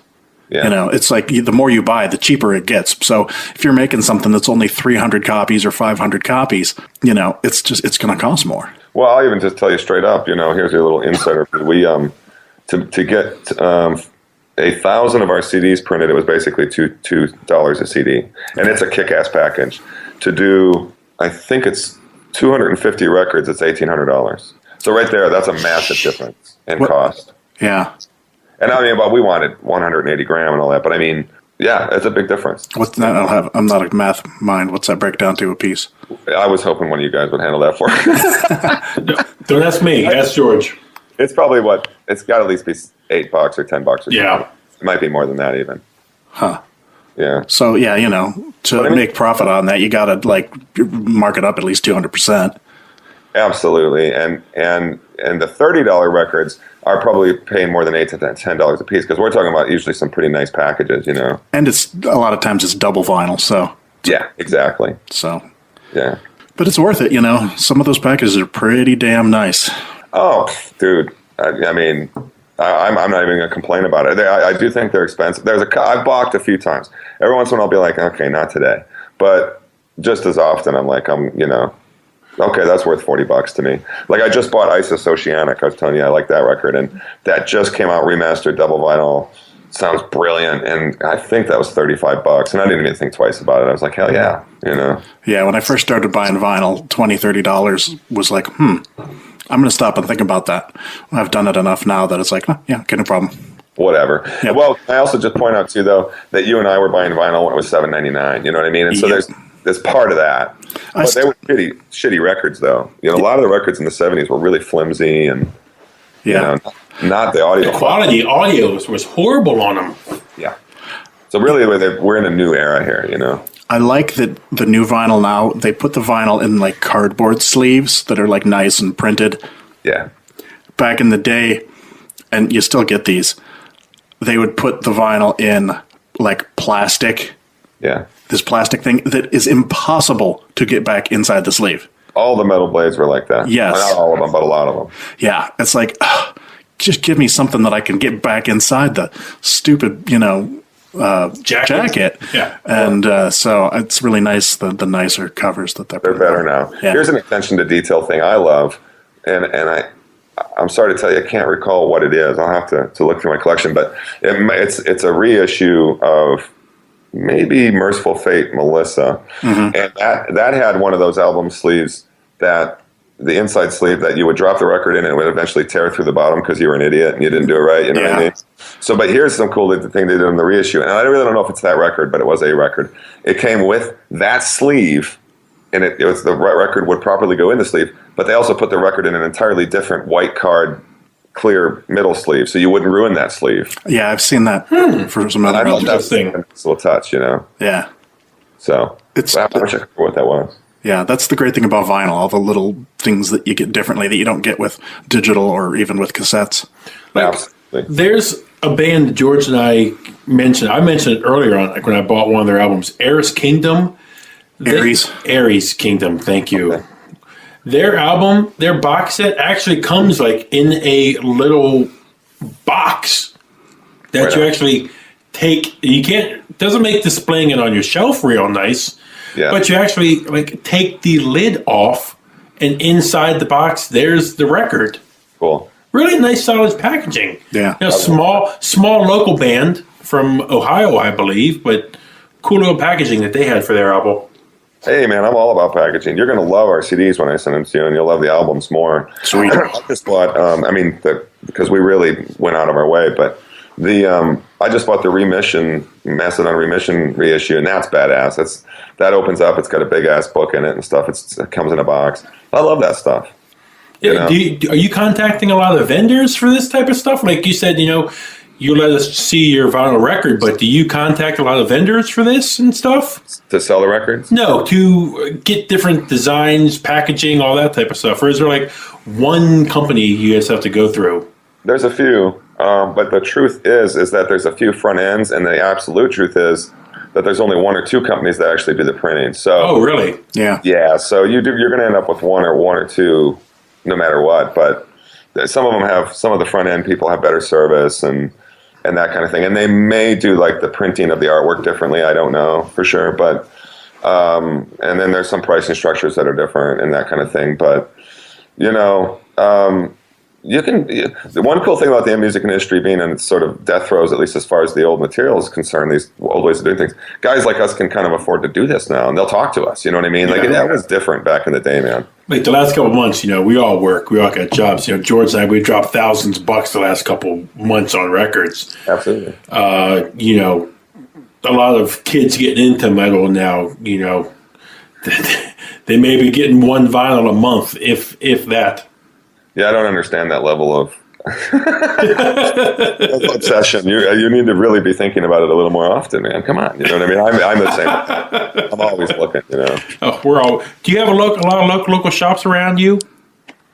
we have a rather famous one called Amoeba that unfortunately is not as vinyl rich as it was when I first moved here, but they're starting to kind of come back now because vinyl's making this resurgence. Then there's a great one called Rasputin that I like, and they've got a few chains, and that's local, but they're pretty large. And then we have probably one of my favorite ones is called Aquarius Records in the city, San Francisco. We call it the city, and it's just weird black metal shit. It's like the coolest place. And I mean, and he also has like he'll have other things. Like he'll probably carry our record for us. But I've learned about some killer bands from this guy.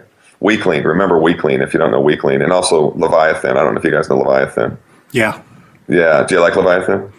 Not me. It's brutal. it's hard to get into. I like it's hard to get into, fair enough. But that guy, he lives here, and he does all that stuff by himself. Yeah. But and so Aquarius is cool, and they have their own little label too that they put stuff out on. So we got a couple, but it's not like it used to be. When I used to go to Amoeba, you would look at, just to pick a random generic band, you'd look at AC/DC, they'd have everything plus 2 boots that you'd never heard of, Now you go in there and they've got like Back in Black and Highway to Hell, and that's kind of sad, Yeah.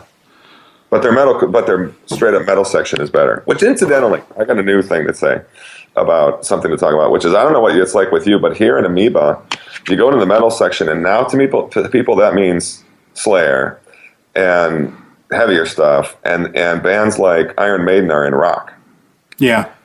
That's a thing. That's an interesting development to me. I see it sometime. Like here, we have a couple local shops in our town. Actually, we're kind of lucky. We have 3 vinyl record shops in our town. Mm-hmm. Good one. Most of them don't have a dedicated metal section. If they do, I hate to badmouth them, but it's because the kids ordering the metal records order what they like or the names that they know. Yeah. So it's the same obscure, like our local record shop, there's like 4 Weed Eater records. Yeah. And right. Yeah. And like, what's the point? Yeah. Yeah. It's like, what's the point? But then there's no Opeth, there's no nothing else to go with it. Yeah. You can tell when there's not a metal guy working at the shop. And then they'll even admit, it was like, hey, there's no metal person working here. So we saw a Pentagram reissue that we thought we would buy. But then if we drive up to Baltimore, like one of the best voted shops in the nation, Soundgarden, they have an A through Z metal section. That's pretty much the same thing every week. And then they have a miscellaneous couple bins that, George and I can do some damage on every once in a while. Yeah. Do you guys order your records, a lot of them? I do. Yeah, Ham and I do. I've got so much of what you're going to find in the stores now. I mean, I've got over 1,200 vinyl. Right on. And at this point, the stuff that I'm looking for, it's just so obscure that, I have to go straight to the label or eBay or something like that. Right on. Like George and I last week, it's like 2 weeks ago, Relapse Records did a $40 grab bag. $40 got you 10 random vinyls. No shit. Yeah, so in fact, it's still going on now. We're waiting for that to show up. Yep. Okay. Or you can pay, $20 for 5 random vinyls. Dude, I will totally do that when I get off. Yeah, exactly. Because George and I were like, hey, $40 for 10? Hey, who cares? It's fun to relapse, too. Exactly. Yeah, I did something like that with Century Media, and it worked out. I mean, I think it was only 5. I got like a sentenced double that I already had, but the other 4 were ones I didn't have, so it was worth it. And they were things you liked? For the most part, yeah. Do you have a trade? Do they trade at this place where you go? Like No. Old albums that you don't want? No, they have they'll buy back your records, but no, they do. I've never seen the availability for trading in any of this. Yeah, Amoeba's big on that, and so is Rasputin. You take them and you get a bigger trade value than you cash value. And Really? yeah, and if it's something you don't listen to, or I'm about to out myself here, but if it's something that skips, which that's a horrible thing. Hey, no, it's not, Jay. Put it off on someone else. Wipe your hands clean. It's someone else's problem now. They can't complain when they buy it for a used price. Exactly, Jay. And they probably won't listen to it anyway. But Jay, you know what I mean? I've done the same thing with video games. I've been like, hey, this game doesn't work. Hey, I traded it in. Hey, no, I'm even worse. I sell it on eBay. It's someone else's problem now. There you go. Well, to be fair, the most recent version of this was a Master of Puppets reprint. And I was so mad because Master of Puppets is not that easy to find on vinyl for a reasonable price. I got one in shrink wrap, brand new. Oh man, it went all the way through the thing that would not be. No, it wasn't even skip through. It just hip do, one of those things. And I was just like, I wanted to cry. So it got traded in. Yeah, it got traded in. Someone else is like, man, this record sounds horrible. So before every episode, Buke takes to Twitter and now Facebook and puts out a request to anyone that's got any questions they want to ask or anything like that. As usual, our old standby Will came back with some stuff that he asked us to talk about. He asked us to talk about our favorite metal cover songs and favorite metal album art. Ooh, those are good ones. I have a great cover song, and in fact, I've heard this for years, and I just listened to it again the other day. This is off of No Place for Disgrace. Mm-hmm. Flotsam and Jetsam's cover of Elton John's Saturday Night's All Right for Fighting. What a fucking...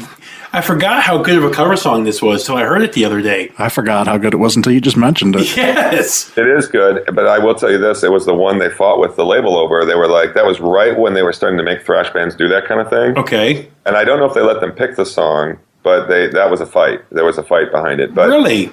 And I actually saw them on that tour because I lived in Tucson at the time, strangely, and they were competing. How killer of an album is this, George? That record in general is great. Yeah, that's amazing. It still seems like a lot of people today don't even talk. It doesn't get the praise like I think it should. Flotsam's never gotten the attention they should get. No, they haven't. And I actually saw them play right before the record came out. And they were kind of the local Tucson heroes, and there was two crowds at that point. There was the ones that decided to hate Metallica because Jason Newsted went to them. And there was the ones that loved both or whatever, but I was the only show I've ever been to where the moshing was so intense that they had to replace the carpet in the place when I left. Holy shit! Yeah, it was like that kind of like turf, like AstroTurf type. Yeah. Yeah, and it was just ripped up. Wow. I saw this one guy, his jaw was like sideways, and he went right back in. It was great. Oh my God! I went to a Cannibal Corpse show that they broke the barrier between the stage and the crowd. They broke the barrier. They had to stop the show because somebody was going to impale themselves on the barrier. Was this back in the day or more recent? It was, I don't know, it had to be like 10, 15 years ago. Right on. All right, well, I got a cover for you that you might not have heard, too. All and right. My mind's spinning, though, because I don't know if I'm going to call this my best cover. But there was some period of time, or just maybe it was a weekend, I don't know, where Dream Theater jammed with Bruce Dickinson. And they did a kick-ass version of Sabbath, Bloody Sabbath. Hearing Bruce sing that is amazing. Nice. I've never heard that. It's so good. It's so good, man. And there's other stuff, too. It's just like they just did all these cover tunes together. And I be perfectly blunt, I can't remember what they all are. But you could probably find them somewhere pretty easy, maybe even on YouTube. I feel like there was a tribute album, like the Black Sabbath tribute album. Is that on it? That was called, I can't remember, but it had like Sepultura doing Supernaut?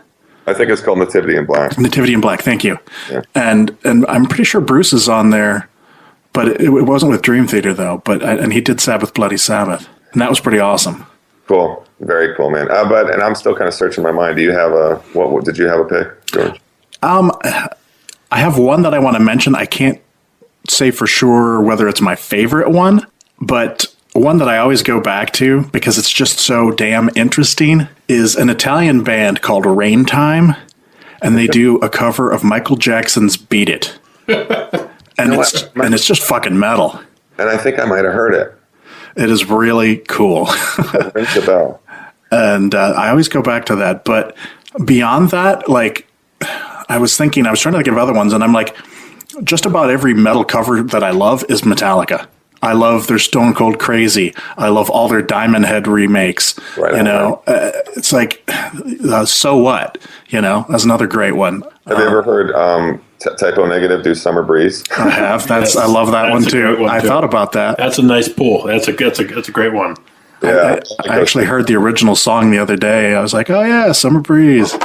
Yeah, that's a killer. And I like those guys in general. I really like their records, and that's a cool sound. That's a real cool cover of that. Yeah, Typo was amazing. Yeah, I'm coming to blank maybe too much. I wish I had thought of that one in advance. I might have come up with something kind of obscure. But the ones I mentioned really do matter to me. Those are ones I like.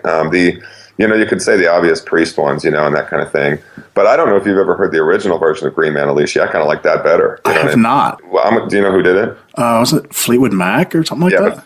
It was, but Fleetwood Mac was a whole different band. There's a guy named Peter Green. Right, the early stuff.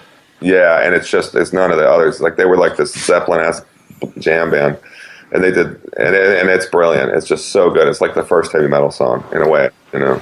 Awesome. Yeah. Anybody have any album art? I do. One that jumps right out to me, as we're surrounded by 2 posters from Man of War. I think for a while there, when they got this character, I don't know if he has a name, the guy with the long flowing black hair and No face. the sexy ripped chest and abs, and Actually, it's a self-portrait. yeah, it's George. It's George reincarnated with the sword. That's a fucking badass logo, like the Kings of Metal album cover. Yeah. Right on. Yeah, Or the Warriors of the World. But my favorite album art is, I guess this is a history buff in me. This is Iced Earth's. right on. I just drew a blank. Sorry, the Glorious Burden. When it's the Civil War from Gettysburg, just that art is like a piece of art actually on the album cover. Yeah. Yeah, that's a nice. That's a really cool cover, I thought. And then, on the front, you see them engaged in combat, the North versus South, and you flip it over on the back, and it's nighttime, and you see all the dead bodies everywhere. So it's pretty cool album art. I had trouble coming up with just like one. I was like, I didn't have a lot of time to put into this because he just suggested this last night. Yeah, he did. And I should really probably ask on Monday or Tuesday. yeah, they give us a little time to think about it. And so I was racking my brain, and the one that I kept coming back to, it's nothing going to be too surprising. Pretty much anything Derek Riggs, Iron Maiden. Yeah, Yes. that was where I was going to go first. Yes, it's timeless. Yeah, it's just like every Iron Maiden album cover is the greatest album cover ever. It's true, dude. I mean, I would give the edge to Number the Beast. I think that's the best cover. Over Power Slave? I would even put Peace of Mind before Power Slave. Wow. I'll tell you what I like, though, is that they have a chronology to them. Because, if you look at it, that's the whole point is that, so there's the Number of the Beast, and that's kind of nowhere, really. But then you have Peace of Mind, and they're still in his brain, and then now he's dead, so he's the figure being taken to his... Jay, I'm about to take my headphones off and walk off the podcast. You've just blown my fucking mind. Seriously, I have never caught on to that. Oh, well, sure. And then what Live After Death is Eddie coming back to life. Yeah. This is blowing my fucking mind. Seriously. Oh yeah, and he keeps going. I mean, by like Seventh Son, he's all ripped to pieces. Hold on. Is that why on fucking The Final Frontier he's in space? Like a cyborg? Probably. I think it gets a little mushy after that, but I'll buy that. I mean, I think all of them. I had a friend that, by the way, used to have this, and I'm just bear with me here because I can't repeat it for you, but he used to have a theory about how they all kind of basically matched the tarot cards. Oh my God. My mind, I might not say anything else during the rest of the podcast. My mind is so fucking blown right now. Well, don't feel sad, man, because somebody had to tell me that. You know what I mean? Like at some point, somebody did have to say, like, check this out. No way. It is like, like how people say, like, if you look at a dollar bill, like there's like 4 hidden secrets about like Illuminati and stuff. Yeah. My mind is blown right now, Jay. It's not my favorite Maiden album, but the Somewhere in Time cover, I've spent a lot of time poring over that because it's got all the song titles hidden in there. And all the references. And it's just like, whoa, and you just sit there and stare at it and like get out a magnifying glass, and this is where vinyl helps. I totally agree. So you can just like look at and find all the different references. It's kind of somber, but you look at the album cover, Master of Puppets is a pretty powerful album cover too. Oh, totally. Yeah, it is. And you don't, Jay, that's one thing, and I know you're about to print some CDs and vinyl. I think that's what's kind of lost in digital art now. Yeah, I agree. In digital downloads and stuff, is not having that physical album art anymore. To like stare at. Yeah, to like look and hold in your hands and really put it close to your face and see that little, Yeah, and make stories up in your head while you're listening to the music when you're a teenager, man. I mean, you blow your mind when you get the realization about Iron Maiden albums. Yeah, absolutely. Man. Holy shit.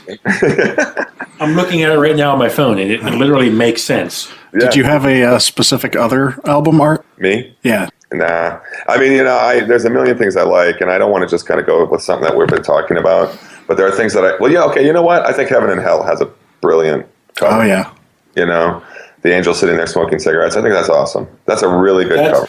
That's a classic. And I would like to put forth Live Evil, too, which is that all of the figures on the cover of Live Evil are figures from the songs, and I think that's brilliant, and it's a beautiful painting. The Black Can I mention, though, it was an album came out a couple years ago, Carcass, their Surgical Steel album. Just the simple instruments laying on the sheet. Oh, that's a cool album art. I just got that on vinyl as a gift from our bass player. Yeah. So, and it's the picture disc, actually. But yeah, I agree. That's a very What do you think about picture discs? I worry about them. I worry about the sound quality. I'm not entirely sure. I'm on the fence about whether it's specifically worse or not. I waited for this new Iron Maiden repressings because I didn't want those picture disc ones. But because you guys know they just did that. You probably have them all. Yeah. It makes displaying them, because a lot of them come in that plastic sheet, and you can't really put it. Oh, okay, Jay, here's a good question. This is for George also. Are you a plastic on or plastic off type of guy? Shrink wrap, you mean? Yeah, shrink wrap. I take the shrink wrap off, but I bought a lot of records that came in like that heavy duty plastic. Yeah, I take it off and throw it away because I want a nice clean look on the shelf. I like to have the stickers on there. I feel bad throwing the Mylar away though. So if it's like a nice Mylar one, because I bought some records like that, like a couple of the high-end Fire reissues came with these protective like plastic sleeves. I keep those. I buy those for all of mine. You do for every single one. Every single one. Yeah, I've got like bags and bags and bags. Good. Actually, I have a question too then for both of you guys about if you're in a record store and you see the 180 gram repressing Peace of Mind, and you also see an 80s Peace of Mind, which one would you buy? I can speak on this because I saw Alice in Chains Unplugged, which is my favorite album of all time, even non-metal. I saw a repress of the 180 gram. I grabbed it because in my naive, not knowing music, I only assume, hey, it's a heavier album. Why not buy it? Yeah. But it didn't come in any other format. Yeah. Oh, didn't it? That was all there was? Yeah. That was all there was? I mean, I guess I don't think there ever was. They didn't print it originally back in the 90s? No, it was early 90s. Vinyl was done by then. Nobody was. Yeah, I didn't know. So, but are you an original issue guy, given the choice? And I'll tell you right now, I'm not. Because I think the records are actually better now. No, I'm with you there. Yeah. And I don't need the collector's item necessarily. I mean, some of the stuff I have is collector's items just because the runs are so low, but I bought the new version, and I prefer it. I mean, they're good. The 180 gram thing was not happening back in the day. Jay, I can speak for me is that if there's a original and Justice selling for 45, and if there's a remaster, not remaster, but a reissue selling for 20, I'll buy the $20 one. Yeah. Because I'm going to hold on to it. I'm not going to try and flip it 30 years from now, Actually, well, too, I would make a kind of a point here, too, which is if it was the collectible quality, I would wager personally that the reissue has a higher collectible quality because they probably printed 50,000 of the original run of that, Yep. And they probably printed 800 of the new one. So you probably have a more obscure run, so to speak. Just because it's in the store right now doesn't mean shit. I think 10 years from now it'll be worth more, and I don't think any of us cares what our records are worth. Not really. Yeah, but I am one of those guys that I'll buy the new pressing every time. Right on. Yeah, I like new stuff. I like it to look good. If it's going to get ruined, I'll do it.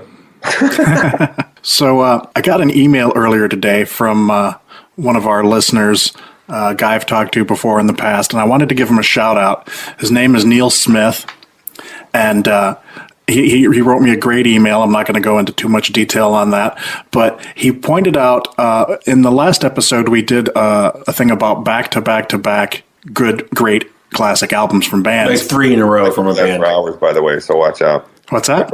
I can do that for hours, but please go ahead.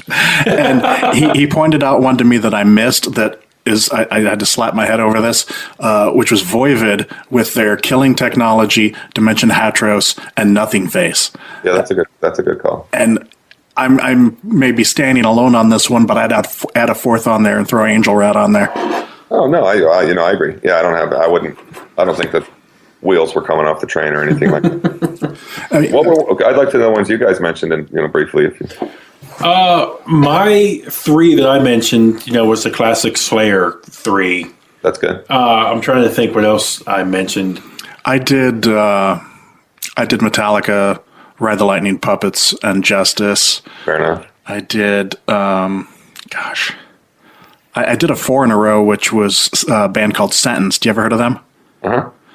Which I did Down, Frozen, Crimson, and Sound of White Light. Oh, right. I have my 3. I actually, being the fan of the band, I have Opeth, I have Blackwater Park, Deliverance, and skipping over Damnation onto Watershed. Sorry, Ghost Reveries, adding a 4th, Watershed. That's a good one. That's a good run. That's a freaking amazing run there. I think I did Iron Maiden too with Number of the Beast, Peace of Mind, and Power Slave. Hey, Jay, what did you think, quickly, what did you think of Damnation? Was that the heavy one? Or that was the soft acoustic one. I liked it, actually. I did like it, and I saw them. I thought it was a good idea, and there wasn't a lot of people doing that kind of thing at that time, like right in that very moment. And I had the good fortune to see them on the Deliverance tour, and then they came back and they played the Fillmore and did the Damnation, and they played with Porcupine Tree, who he's crazy about. Yeah, I saw that. I was on that tour. I liked it. I thought it was a good record. In fact, I really liked it. I thought it was a good record. Do you have 3 albums in a row? I'm going to do a little bit better. I'm going to jump. I mean, this one is always in my brain, and it's really, I think, just one of the best runs in music ever. Okay. I mean, and there's a lot of them. There's a lot. You could come up with a lot. But this is one of my favorites, and it's more than 3 records. But it is, and it's a Ronnie James Dio run. It's the Rainbow records into the Black Sabbath records and into Holy Diver. It's like 5 or 6 of the most seminal metal albums in a row that involve one man. And I think they're all brilliant. Yeah, it's funny that you mentioned it. You suggested a topic we'll talk about later. But, God, you have, like, Richie Blackmore's Rainbow Rising into the Sabbath stuff. Oh, man. It's too much. I mean, it's like, it's this, he was the center of the universe for a while there, you know what I mean? Like, just brilliant stuff. And I have other ones like that that run across others too. You know, they run across, think some guy left and went somewhere else and that kind of thing. Or I could do it with Sabbath too. I would say Sabbath, you can almost pick anything from Sabbath, Bloody Sabbath back to the first album and have an amazing 3 record. You know, it almost makes you wonder, if you were Ronnie James, if you realized how great your last album was going into your next album, if you're like, hey, I need to try and top this. Yeah, because he was just doing what he was doing. Yeah, he was just doing what he was doing. So that's like one that I don't even have to think. Yeah, I didn't even think about it. And I'm a huge, I love Dio so much. I got a puppy a couple years back. His name's Dio. Right on. Yeah, when he died, you know, I put a thing on my Facebook page at the time that said, if Dio goes, we all go. You know what I mean? George was devastated. I mean, I still get weepy if I listen to Dio in the car. Sure. Did you listen to the Dio tribute album that came out like a year ago? But now I'm starting to think that was wrong of me. And they talked about it actually on That Metal show and recently. And then I heard somebody else say something. George and I talked about it. I think it's been on. Did it come out last year or this year? Last year. Was it on one of your top lists? Mm-hmm. No, it wasn't on our top list, but we've talked about it numerous times. We talked about it last episode with Jack Black and Kyle from Tenacious D winning the Grammy for it. Right. They did the Last in Line cover. I'll pick it up. You guys are putting your stamp of approval on it. Oh, definitely. Okay, cool. No, I haven't got it, but I will get it. I think I got scared off of tributes for a while. But everybody's talking about that one. So I'll pick it up. I will pick it up. I mean, it's so cool. I mean, like the Anthrax cover of Neon Nights, that's definitely one of my favorites on there. That sounds awesome. I can picture that. I'm so happy that Joey's back in the band. I don't know what you think of Anthrax, but I was not a big fan of the John Bush era. I think Joey sounds better now than he did in the 80s. Yeah, worship music was incredible. Agreed. And, I saw that. Did you go see that tour? Yeah, we went to that. It was amazing. Did you see the one where they did the Month of Living from start to finish with Joey? No, I wish. It just was that. It was them, High on Fire, and Exodus, and maybe somebody else. And it was brilliant. He sounded so good. And I think, by the way, I agree. I thought worship metal. I think that's second to Among the Living in their catalog. That's what I think. It was that good. Definitely. So the next topic that I wanted to talk about is, I'm always swiping stuff from the other things that I listen to. And on the Metal Sucks podcast, they were talking to, gosh, who were they talking to? I don't remember. But the thing they were talking about, it was the I think it was the Decibel magazine editor. I think it was, yeah. And they were talking about who's going to be the next up-and-coming band or bands to be the huge metal bands that we've got now. You know, when Metallica goes away, when Iron Maiden goes away, when Black Sabbath goes away, these are the bands that currently, they head the festivals and they play the huge arenas. Everybody's wearing their shirts. Yeah, and I've never really thought about it. I've always thought, well, when those bands go away, Lamb of God will take over, or, you know, some other... You know who I thought it would be? Amon Amarth. Sorry to interrupt you. You know who I thought it was going to be before Dimebag's Untimely Murder? Pantera. Pantera.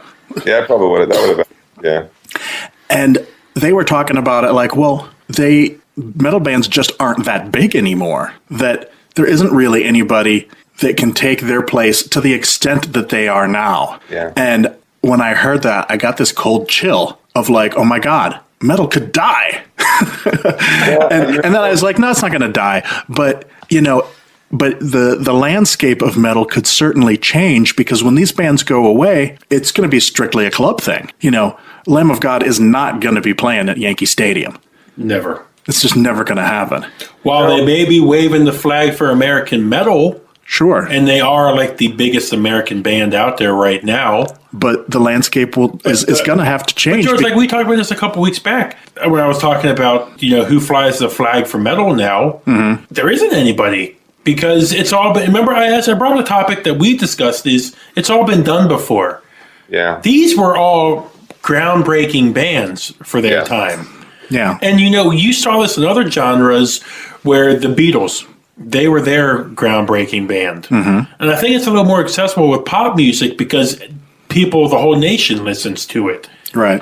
Here in metal, I don't think we're going to get to the stadium band again because, first off, you know, we're not popular. We're not listened to by everybody. And it's all been done before. Maybe the excitement isn't there. Right. Like it used to be. While there's still great metal bands, we may be consigned to just clubs. Local Fillmores. Which local is clubs. not necessarily a bad thing. I don't particularly care to see bands in arenas. Sounds like shit. I much prefer clubs.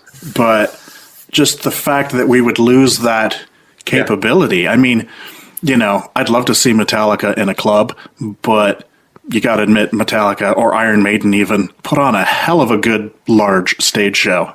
Yeah. And for So people to be Metallica play at Raven Stadium for 3 hours years back. You know, amazing. And to think that that's not going to be around in a few more years because nobody of that caliber is up and coming. Even though they're great bands, they just don't have the pulling power. That universal appeal. Yeah. That it's just like, wow. It is strange. But, you know, I think there's a lot of reasons for it. I think one is that just the fractured nature of what has happened to the genre, because there's just so many subgenres now, and a lot of them are easily labeled extreme, and you know that's not going to fill up a stadium. No. And then I think a bit part of that, but also, you know, the whole music industry, it doesn't know what to do with itself right now. It doesn't. I mean, there are bands that you think of as huge that are not, you know, that are one bad album away from bankruptcy, and Lamb of God's a good example. You know, they're not making millions, those guys. They aren't. They're making hundreds of thousands probably, but you tell yourself, well, that's pretty great. But if you make $200,000 and then you don't make anything next year and you just bought a house, you know what I mean? You're done. So even those, but I would still kind of label them extreme in a way, by the way. I love them, but I can see why they're not filling the stadiums. But I'm inclined to say that there will always be, and I'm not necessarily holding these guys up as a metal band, but there will always be like another Guns N' Roses. Eventually, somebody will come up, and it'll just be this thing that somehow gets to people. Well, we mentioned that earlier. Isn't that what Avenged Sevenfold is, though, to people now? Yeah, and I've sort of, you know, while I'm not particularly a fan, I have argued in favor of them for that reason that, well, because no, you look at this. This is a term I've heard used before describing other things. Middle America. Yeah. Gets behind those bands. You look what's huge right now on the festival scene. Avenged Sevenfold, Five Finger Death Punch. And Slipknot. Weird though, dude, because I don't even know either of those bands' music. And, I mean, Slipknot I know, but isn't that weird? That's so weird. Exactly. I don't listen to them. George doesn't listen to them. But, again, Middle America, most of people putting on FM radio every day, that's what they're still listening to, and they're selling crazy amounts of records on today's numbers. Yeah. And so I just want to say too, that's not just, let's bring this back to me. That was why we called Baptistina that, because we feel like it was like when, I can't stand that those guys are the dinosaurs right now. That bugs me. Oh, yeah. It does. Because I don't think like it really represents, it's too hot topic, just like you guys said. Yeah. Which, by the way, George, I agreed with the thing, something you said 1 or 2 podcasts ago about that Slipknot, there was just some luck involved in that. Yeah. Bless their hearts, I mean, but I never quite figured what took off there, Yeah. I like their more recent material, oddly. It's not bad. I mean, I don't dislike them, but if you gave them to me with 6 other records and said pick which one is filling, larger venues, and I don't know that I would have chosen them, So it's crazy. Yeah. So I don't know what happens next. That's a good question. I kind of like the local thing in its way, and I do think it's hard to judge. I don't think they even know who can fill a stadium anymore because you don't know how many records anybody's selling either, Yeah. Maybe, guys, it just transitions to metal bands just don't fill stadiums anymore. And it just transitions to the summer festivals remain what it is. Whatever radio band is big at that time is the headliner. And we just remain in the clubs for 1,000, 2,000 people a night. With the exception that even though they might still be clubs and or theaters, metal bands from America do go and fill much larger places in Europe. Oh, yeah, totally. Of course. And that's part of the problem, too. Like, I don't know why our culture is so much more disposable and has to be about the new latest thing. They see heavy metal as this art form that came along and remained legitimate, whereas in America, it's like, it sold a bunch of records in the 80s. Now how are we going to sell a bunch of records in the 90s? And that's too bad. That's too bad because I think there are enough of us out there to fill a stadium for the right, I saw this news story last week. There's a festival going to be happening in Illinois. Yeah. I believe later on in the year. I didn't see any big names on the label. No, I think the biggest one was... I can't remember, but... It was like Cannibal Corpse or something. But, Jay, they are going to try a 3-day festival here in the States, like they do with like a walk-in or... it's an open air. An open air festival. Right. Do you think that can work here in the States? If they had the right bands, I'd go, even if I had to get on a plane to do it. I mean, that's... Because I'm jealous of those, man. I mean, I look at... I don't really do that much anymore, but I used to look and see who was playing, and I'd be like, you mean to say I could see Saxon, Mastodon, and that new band that I love, whoever they are, who, all in 2 days? I think I would do that at least once. We've been wanting the last couple of years to try and go to Wacken. I tried to work it out with a friend, too, once, but we didn't. The tickets sell out immediately now. Yeah. And so it's just like, and I don't know German, so. And I'm no Burning Man fan, but it's like such a big thing now that's what happens. Yeah, well, this new one, what was it called? Like Frontal Assault? Frontal Assault, something like that. And I was like, I might just have to do that. I mean, Illinois, that's drivable for me. I'm not a big flyer. And, but then I looked at the list of bands and I'm like, I don't know any of these bands. I'm not going to go drive for a full day and then camp out for a couple of nights for bands I've never heard of. No, but it is a shame. Like that Big Four thing, that should have gone all the way across the United States. Should have. Yeah. Or something similar. I mean, you could any number of the guys who are still kind of just hanging on. I mean, guys that can't fill big places. You could 5 of them together. You could fill a big place. So I don't know. I mean, who knows what it's all going to come down to. I mean, you won't be shocked, but you might be shocked for me to tell you, oh, dude, we've played to 2 people. I mean, the scene is not what it used to be. No. Yeah. So know what it's like to be the guys in Anvil, huh? That's about 28 years. I mean, sorry, Lips. Yeah, we just had to at some point just say we don't care. Sometimes there's 50 people there, and sometimes there's 10, and it's because the scene is. A part of the problem too is people just listen to singles, and there's not like a. You guys love albums. There's not that many people that love albums anymore. No. And on top of that, there's not that many people who are... The local scene was more relevant in the past. Now you have access to the whole world's music and at the tip of your fingers, Yeah. And I don't think that's a good excuse to not go to shows, but it's changed things so much. It used to be you were like, people, if you lived in even a medium-sized kind of like market, there would be, your local band was probably going to end up opening for whatever, medium-sized band came to town, and you loved that band. You know what I mean? They were your fucking band, man. They were your metal band or whoever the hell. That's changed, Yeah. It's like the internet has simultaneously made everything so much easier and so much harder, That's progress. It's harder for us, It's hard for us to get our album heard because there's so many other bands getting their albums heard. And on the other hand, I can reach out to millions of people at the same time to try to get my album heard. So it's a weird conundrum. And to me, that all factors into this whole filling stadiums thing. I don't even think we know who the really popular ones are. The ones that we've mentioned so far are all guys that have gotten decent record deals. And so it's still sort of like the record labels still control it. Yeah. People have to put more faith in the independent thing, Totally.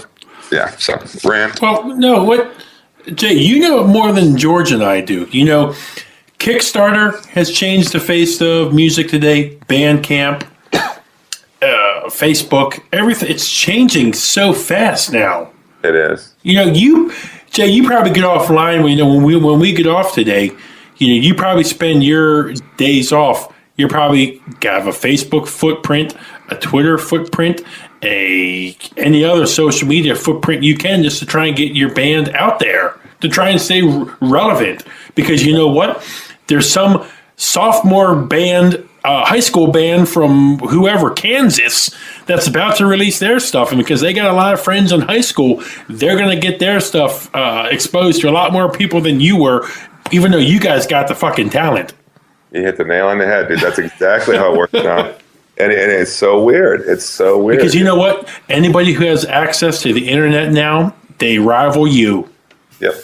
And so it's like this big, huge contest that didn't used to be. And exactly. Yeah. And you also, by the way, used to have to, this goes all the way back to the Kiss days when I could only imagine what those guys looked like when they moved around on stage. It was just pictures. All I had was pictures, and that kind of thing. And you might see something on TV every once in a while, but think of any band now and just go YouTube them, and you can see just about every song they have live somewhere. You know what I mean? And so that's changed that too. And this isn't all, by the way, complaining on my part. It's a weird world, and I don't think we've figured it out yet. Which, incidentally, by the way, we did do a Kickstarter to print our record, and that was... Oh, great. Hey, Jay, let me ask you this, and then we'll get back into the news topics. This is something I'm curious about. Was there ever a point where I'm trying to build my thoughts, was there ever a point you looked at it when you were just like, fuck it, it's not even worth it now? Before this band, I was in another band, and it was more based on the fact that, we'd played to some empty places, definitely, but we were... we also had a guy in the band who was really hard to get along with, and he dropped, put it all to rest. He was the one who ended it, and that factored in. It was hard to keep things together. That factored in with it is really difficult to just kind of. And I don't care. I'm not going to make $1 million, and I already know that. But I was a little frustrated that maybe some of our shows were just too empty and that kind of thing. And I was like, that's it. Forget it. Yeah, I'm done. And the only reason I ended up in Catatonic Society was the bass player in that band kept saying, I really want to play with you again. And I was like, and I kept kind of egging him on. I mean, not egging him on. I was just like shining him on. I was like, yeah, sure, that sounds great. And secretly, I was like, please, just let it die, dude. And then he found these guys. Just put it out of its misery, huh? Yeah, really. But he found these guys, and then ironically, he's not even in the band anymore. But now I'm in the best band I've ever been in. But yeah, it's a little frustrating. It can be frustrating. But on the other hand, and I feel about like this 90% of the time, this way that I'm about to describe. I really believe I'm one of these guys that tends to take the world as I find it. You know what I mean? And that's cool.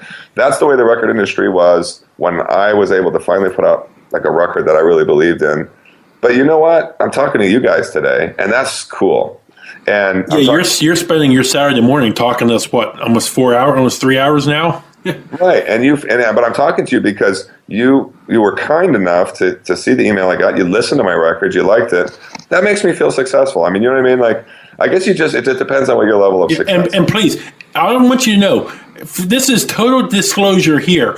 George has heard enough music. If you would have sent something to George and it was shit, he would have blown it off, never acted like he ever heard it, and this just would have been a George and Buke episode. Yeah. I mean, I get promos from the labels as well as just stuff from, random people from around the world. And yeah, I blow off 10 bands a day. Easily. So that should tell you something that, I sort of like hit the brakes, backed up, and said, "Wait a minute, what's this?" Very cool, man. That's really, I think, when you, as a musician, you want, well, first and foremost, you just want to make music that you like. You're kind of like trying to recreate this thing that you had as a kid that you looked at, and you're not like, I want to be that guy. I never thought I want to be famous. I was just like, I want to be part of something like that. You know what I mean? Mm-hmm. So that was what I worked so hard to do. And then you have these just little measures of success. Like, the biggest thrill for me, if nothing ever happens with this band, the biggest thrill for me is every time we play, and I'm really proud to say this happens, every time we play, at least, usually a lot of people come up to me afterward, they're like, dude, that was fucking crazy, you know? But at least one person comes up, and I don't know why this keeps happening, and they go, we were just, because, Oakland and stuff is usually where we play, we're in the downtown areas, and they'll say to me, we were just walking around tonight, we walked in here, and we had no idea we were about to see something so serious, you know what I mean? Nice. Like such a real band. And that's like success to me. I'm always like, dude, you just made my night, man. You know what I mean? Like you look at me as a legitimate professional band, and that's awesome. When somebody buys that we've got that illusion going. Hey, I feel the same way. Every time I get an email, like I got the email from Neil earlier today. That was great. That validates me and makes me go, hey, I'm doing something worthwhile, and I'm going to keep doing it. And you're a performer. You're a performer, and somebody else looks at you and recognizes that, and they don't just go like, "Oh, that's just Joe," you know what I mean, or Bill, and he doesn't know what he's doing. He doesn't know what he's talking about. No, man, you guys got an entertaining show, and that's success. If that's what happens in the internet world today, I'll live with it. Me too. I do think we'll do a little better. I think when our second record comes out, that we'll have enough of a snowball going that I won't have to beg people to review it, kind of thing. Mm-hmm. And that's cool too. That's cool too. But I'll probably never get a check. I think we're hoping to make enough money off this record to make the next record. That works. And we made this record for about $5,000. Wow. Yeah. Well, I don't want to keep where I started this question, the somber note going. George, I texted you yesterday, and I did it again. Probably for the 12th or 13th time that we've been best friends. He is the harbinger of bad news. Yeah, that's a shame. Yeah. What happened yesterday, George? Well, unfortunately, we lost AJ Pero, Anthony Jude, I believe it was. I always wondered what AJ stood for, and I found out. Too bad he had to die for me to find out. But the drummer from Twisted Sister for many years, and also recently of Adrenaline Mob, he passed away. And when you first told me the news, I was like, "Oh, that's a bummer." And then you said, "Wait, AJ or something?" Yeah, I was like, "Huh?" Well, but I mean, it was like, okay, well, he's the drummer for a band that isn't really around anymore. I mean, they play shows and stuff, but I didn't think it was going to hit me that hard. And but as your best friend, you've always held Twisted Sister. Oh, I love Twisted Sister. Close to the chest, though. And yeah, I mean, Jay mentioned something about the article I wrote up about Stay Hungry. That's like a defining album for me. Yeah. And I didn't really think about it. You told me about it, and I was working, and I was still working for another couple hours. And then I got in the car to go pick up my wife and go to the Eddie Trunk thing. And I popped on Stay Hungry in the car while I was driving. Next thing I know, I need the internal windshield wipers. Yeah. And I'm like, oh my God. Pushed you over the edge? Well, yeah, because I'm like, think about it. I don't know the guy personally, but I've been a Twisted Sister fan for over 30 years. Yeah. And being a fan of somebody and knowing of somebody for 30 years, that's practically family, an extended family. But in this metal world, yeah. And it was just like, man. Yeah. Well, and I just to mirror that, I mean, I always feel that way when one of them goes. And it's weird because we're getting to the time where some of them are starting to go. Yeah. And, and I also just want to say, to add about Twisted Sister, like there was a few people that maybe didn't get it, but mostly even the guys who were way into Maiden and the heavier bands, they knew that Twisted Sister was one of the real bands. You know what I mean? Like they did have this kind of gimmick thing, but their records were heavy and they were really good songwriters. Yeah. Everything up through Stay Hungry is insanely good. Everything. Yeah. And I was, and so I'm a huge fan of theirs, just to say straight up. And I was really sad when I heard that because there was at least Stay Hungry was like a summer at my house for sure, Yeah. And I mean, and that guy had something to do with that. And it's just sad. You know, I'm not real fond of the fact that people die. You know what I mean? Yeah, I don't like it either. And so, and that's just, it's sad, you know, and Dio was the same way. I'm sorry to do this ahead of time, but you know, Lemmy doesn't have that much longer, man. We've been talking about that. We've been talking about that. I don't think George is ready for that.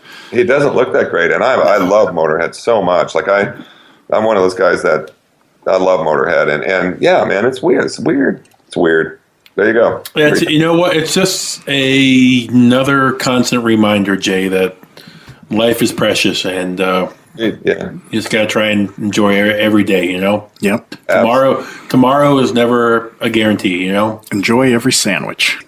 Enjoy every sandwich. I think that's a Warren Zevon quote, as a matter of fact. It is. I'm a big You guys, you know what, Jay? I should just drop the headphones right here, give you second mic. You guys will make a badass podcast. Yeah, I love Warren. I feel like you're the color man. Yes, exactly. Yeah, I love me some Warren Zevon. I was pretty bummed when he passed. I like him too. I do like him too, which kind of gets into just the general idea that I listen to a lot of non-metal. Yeah, you know, I mean, I'm trying to think of some of the other, like Dio, that one had a big impact. I mean, we have another one here. We found out this past week that Wayne Static, the cause of his death from Static X, he died from Xanax, oxycodone, and alcohol. Yeah, alcohol, that's a shame. And I was telling Buke, I was like, man, you know, 2 out of 3 is my it's my cocktail. You know, 2 out of 3 is George's Monday through Friday. I'm like, I'm not into the oxy, but I do like my Xanax. You know, legally, of course. 2 out of 3 of those is George's flight to anywhere. Yeah, that was basically what I was saying. Is anytime I fly, I have to take like 3 milligrams of Xanax and at least a couple small bottles of Johnny Walker. George's sister got married in Norway, and it was a brutal trip on George. Oh yeah. Well, you know what? I'm not joking, man. I'm the same way. Actually, I'm 44, and I have kind of a neck issue these days, and it's working itself out. But I have to take this stuff called Flexeril. Yeah. And I'm supposed to take 3 a day. I purposely take 2 so I can have a couple beers at night. Mm-hmm. But it does every once in a while. Like when Wayne Static died, I was like, that made me think. You know, yeah, maybe I should kick it back to 1 system by the time I'm having a beer. You know me, I don't know. Well, honestly, it had to have been the oxy because from personal experience, you know, you're only supposed to take like maybe up to 1 milligram a day. You're supposed to follow the dosage. You're not supposed to do what he did and crush it. Right. Well, that's the oxy. Yeah. You know, I'm never touching that stuff anyway. But the Xanax, typical dosage is like 0.25 milligrams. Okay. But because of my extreme terror, my doc has me on 1 milligram pills. I thought you were talking about your weight. That too. And oh man, that was good. And the word extreme, and then you finish the sentence. and so you can pretty much take all the Xanax you want and probably drink alcohol, and you're going to be. Well, I don't want to get anybody killed here, but I've had up to 3 milligrams, which is a lot, because I'd take like 1 in the morning, 1 right before I get on a flight, and 1 more milligram after I get on the flight, and then chase that down with at least 3 of the little bottles of Johnny Walker. Yeah. And that's my perfect flight state of mind right there. I can be like chill and just. So it's like drinking a thoroughbred. Yeah, you pretty much have to dope. It's like the old A-Team, you know. I'm B.A. Baracus, and they got to dope me up and throw me on a plane and get me anywhere. You know, you're reminding me of a movie I'd like to recommend to both of you about the extremes of drug use, and it is Last Days Here. Have either of you seen that? That is so depressing. Oh, that is depressing. Hey, can I ask you a question? How did he pull such a hot girl, though? Well, she's divorced him since, by the way. Okay, she has. Okay, I feel a little bit better about myself then. Yeah, that actually happened. He actually lives not far from here, and like his parents and stuff are just down the road. His parents are like 20 minutes from here. Yeah. I'd forgotten that it was in Baltimore or wherever it was. Yeah, Germantown, yep. Yeah, crazy, man. Yeah, well, sad days, man. I mean, you definitely hate to see anybody go, and I hate to see somebody in the metal world go or the music world go. It's really tough, and it's a weird reflection on yourself because this whatever little part of your subconscious that occupies, or, it's like one of the little stars by which you navigate the world, and it's gone now, and that's a little weird, it's weird, so. One last point of reference. Weird one for me, for sure. Yeah. And I've never even heard Adrenaline Mob, by the way. I only know him from Twisted Sister. It is Russell Allen from Symphony X. Russell from Symphony X. God, what's his name? All the prog fans are going to hate me here for not. Mike Portnoy from Dream Theater. Well, yeah, AJ replaced Mike. But Mike used to be on the first album. Right on. And I think I saw them on that metal show once or something. Yeah. Mm-hmm. But I haven't heard a note. I don't know he was going to be on like the new album. I don't know if if AJ was on any releases or not. Right on. Yeah, maybe he's not. I don't. Because, I honestly, that was also, when I heard he died was also when I heard he was playing for them. Okay. Yes, well, and although I didn't know they existed, I knew about that band. It's fairly recent news, but. Well, this next band, I will admit, I'm naive to this. New wave of British heavy metal legends, Satan, are entering the studio in September. Have entered the studio for their September release. Yeah, we don't have an album title yet. You ever listen to these guys? I'll tell you a funny story. I went and saw them about 2 months ago in San Francisco. They played, and they did stuff off Court in the Act and the live thing. They even did some Blitzkrieg stuff. Did you see them when they were on tour? I did not, unfortunately. It was great. That guy sounds great. Yeah. And they look like a bunch of old English dudes, and they play great, and it was a great show. Yeah, their comeback album from a few years ago was really pretty good. And they're still there, man. They still got it, We're going to be getting to this a little later, but at one point this would have been one of my Holy Grail albums, was Court in the Act on vinyl, but I have it now, so there it is. Yeah, it's a good record. It's one of those, there's a few out there like that. I mean, there's many out there like that you and like 6 other guys across the United States really understood. And that was one of those albums that now is talked about with a lot more respect. I mean, they drew a good crowd in San Francisco. And there were people with old Satan shirts on and stuff. It was a killer show. Awesome. Okay. Can I take this next one? You may. Amon Amarth. Nice. Drummer Frederick Anderson has left the band. Yeah. No reason given why, but he's out. Nope. And they're working on a new album, too. Oh, they're literally in the studio right now? Yeah, literally in the studio. That's a bummer. Okay. Well, it seems like an amicable parting. It does. But I don't know. But you know what I'm going to do? I'm going to do a new little radio segue here into another story, and this will all be drummer talk. That Dave Ellison seems to have shot down a Rust in Peace reunion, says it won't work, and Chris Adler from Lamb of God and this guy from the guitar player from Angra, with one of the South American power metal bands, are going to be the new members of Megadeth. That's the rumor. That's the rumor. Yes. Well, no, that's two different things there.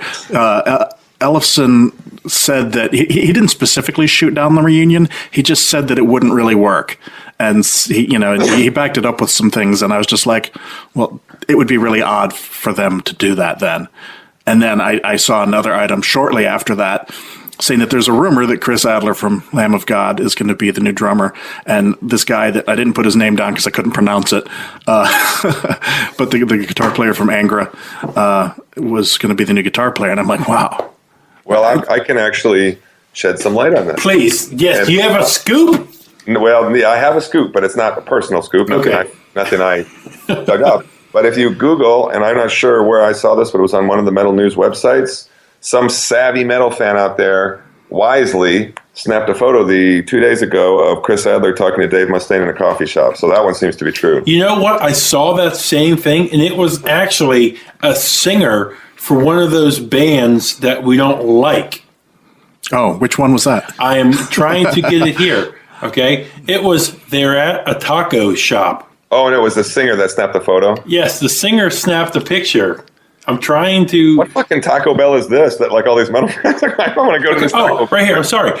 The former My Chemical Romance drummer, Bob Breyer, of all people, snapped a picture of Dave Mustaine and Chris Adler in a local taco shop having a conversation. That seems pretty conclusive to me, though. I feel like he's out there to talk about at least playing on the record. Hard to say. Yeah. If anything, he would be a studio drummer. Because, I mean, isn't Lamb of God working on an album now, too? Yes. So wouldn't that be kind of, you got to be one or the other? Yeah. But may I just add my 2 cents? I think he's the best drummer in metal now, personally. I'd have to think about that, but he is awesome. How are you going to explain that to Gene Hoglan? You're right. You're right. I do. Which, by the way, I am a big Lamb of God fan. I really like them a lot. I like all their records. I think they're a pretty great band. I think they're amazing. I think Chris Adler is amazing drummer. Indeed. Amazing. Gene and him could battle to the death, and I would follow both of them. And be sad that whichever one of them died. That's right. It's a shame I had to come to this. I'll tell you. Okay, but I'm going to throw out one metal drummer that really stands out for me. And I'm really sorry he's not with them anymore. But Martin Lopez, when he was in Opeth, brilliant. If George and his other friend Matt was here, God, he'd jump on you for that, because Martin Lopez, I think, brought a cool little South American vibe to it, yeah, cool little sound that he brought to it. Yeah, I dug him a lot. I think he just started another project. I heard that they're kind of sound like Tool a little bit. Yeah, and I didn't really pick that up. Hey Jay, is Tool's album ever going to see the light of day? I believe it is. Believe it or not, I actually have an inside track on them a little bit, because I have friends who live in Arizona, and hold on, let's get Blabbermouth on the other line, please. Yeah, really, let's do it. let's get some links, some hits on their album, please. Well, they so a friend of mine, she goes to the winery all the time, Maynard's Winery, and she's actually quite good friends with his wife now. And who's Maynard? And he's actually in Los Angeles right now, working on writing the vocals for the record. And they actually just finished with some legal trouble they were having, and that actually is finally satisfied and was taken care of. So in theory, they are all systems go now, but it takes forever. What's your favorite Tool album? I might surprise you, but it's Lateralus. It's mine too. I think that's a brilliant record. Now I can make a good argument for Anima or whatever the fuck it is. But that would be mine. For me, that one, I just connected with that on such a deep level. I just got the Perfect Circle, their first album on vinyl. I forgot how awesome of a project that was too. Yeah, that's a great record. And I've never seen them live. You ever seen Tool live? I saw Tool on their first tour. It wasn't even a tour. It was Lollapalooza when Undertow came out. Because I have friends who've seen them, and they're like, yeah, it's where Maynard's like off center, like hanging out to the side. Mm-hmm.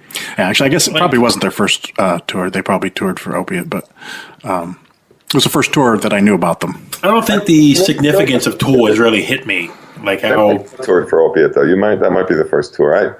I've seen them multiple times. I've seen them Lateralus a couple times, 10,000 Days a couple times. Luckily, they do these California things every once in a while, so all of a sudden they'll just do 2 shows up here, and so I've seen a lot of shows where they weren't even supporting the album. And I actually saw A Perfect Circle open for Nine Inch Nails before the record was even out. I saw that tour too.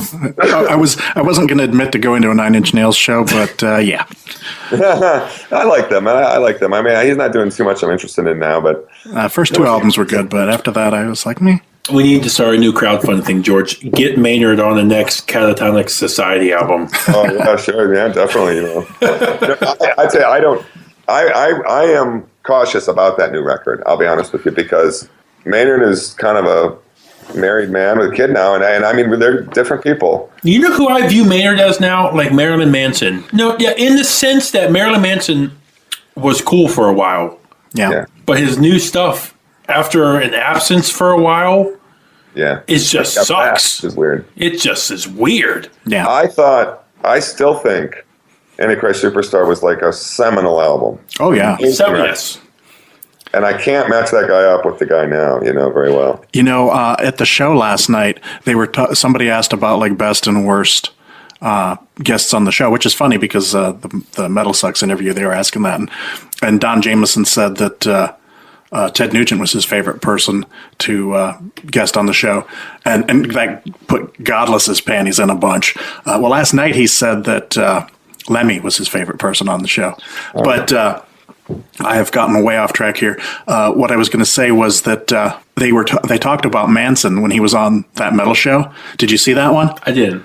I did, and I thought he was a terrible guest. He was drunk. He was, yeah. I was like, man, that guy is so fucked up. And they talked about that last night. They were like, yeah, Manson was pretty much the worst person. They were like, he was completely fucking blasted. And I was like, yeah, it was pretty obvious. Just like when we saw him live? Yeah, he was completely wasted. And he was mismatched with Biff Byford from Saxon, who I like, and I could see he just wanted to get away from him so fast, you know. Yeah. Yeah, that way he was a terrible guest. And the weird thing is, he used to be so well spoken too. That was the other thing about him. He's a smart guy.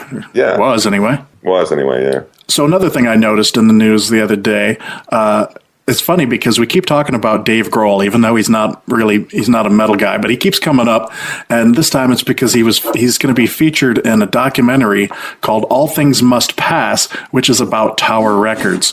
Now, Buke and I used to go to Tower Records because they had a metal section, but I'm going to guess that you, particularly being in San Francisco, like myself, probably have a lot more history with Tower Records. Well, I don't. I did shop at Tower, but my history is probably not much longer than yours because I only moved to California in 2002.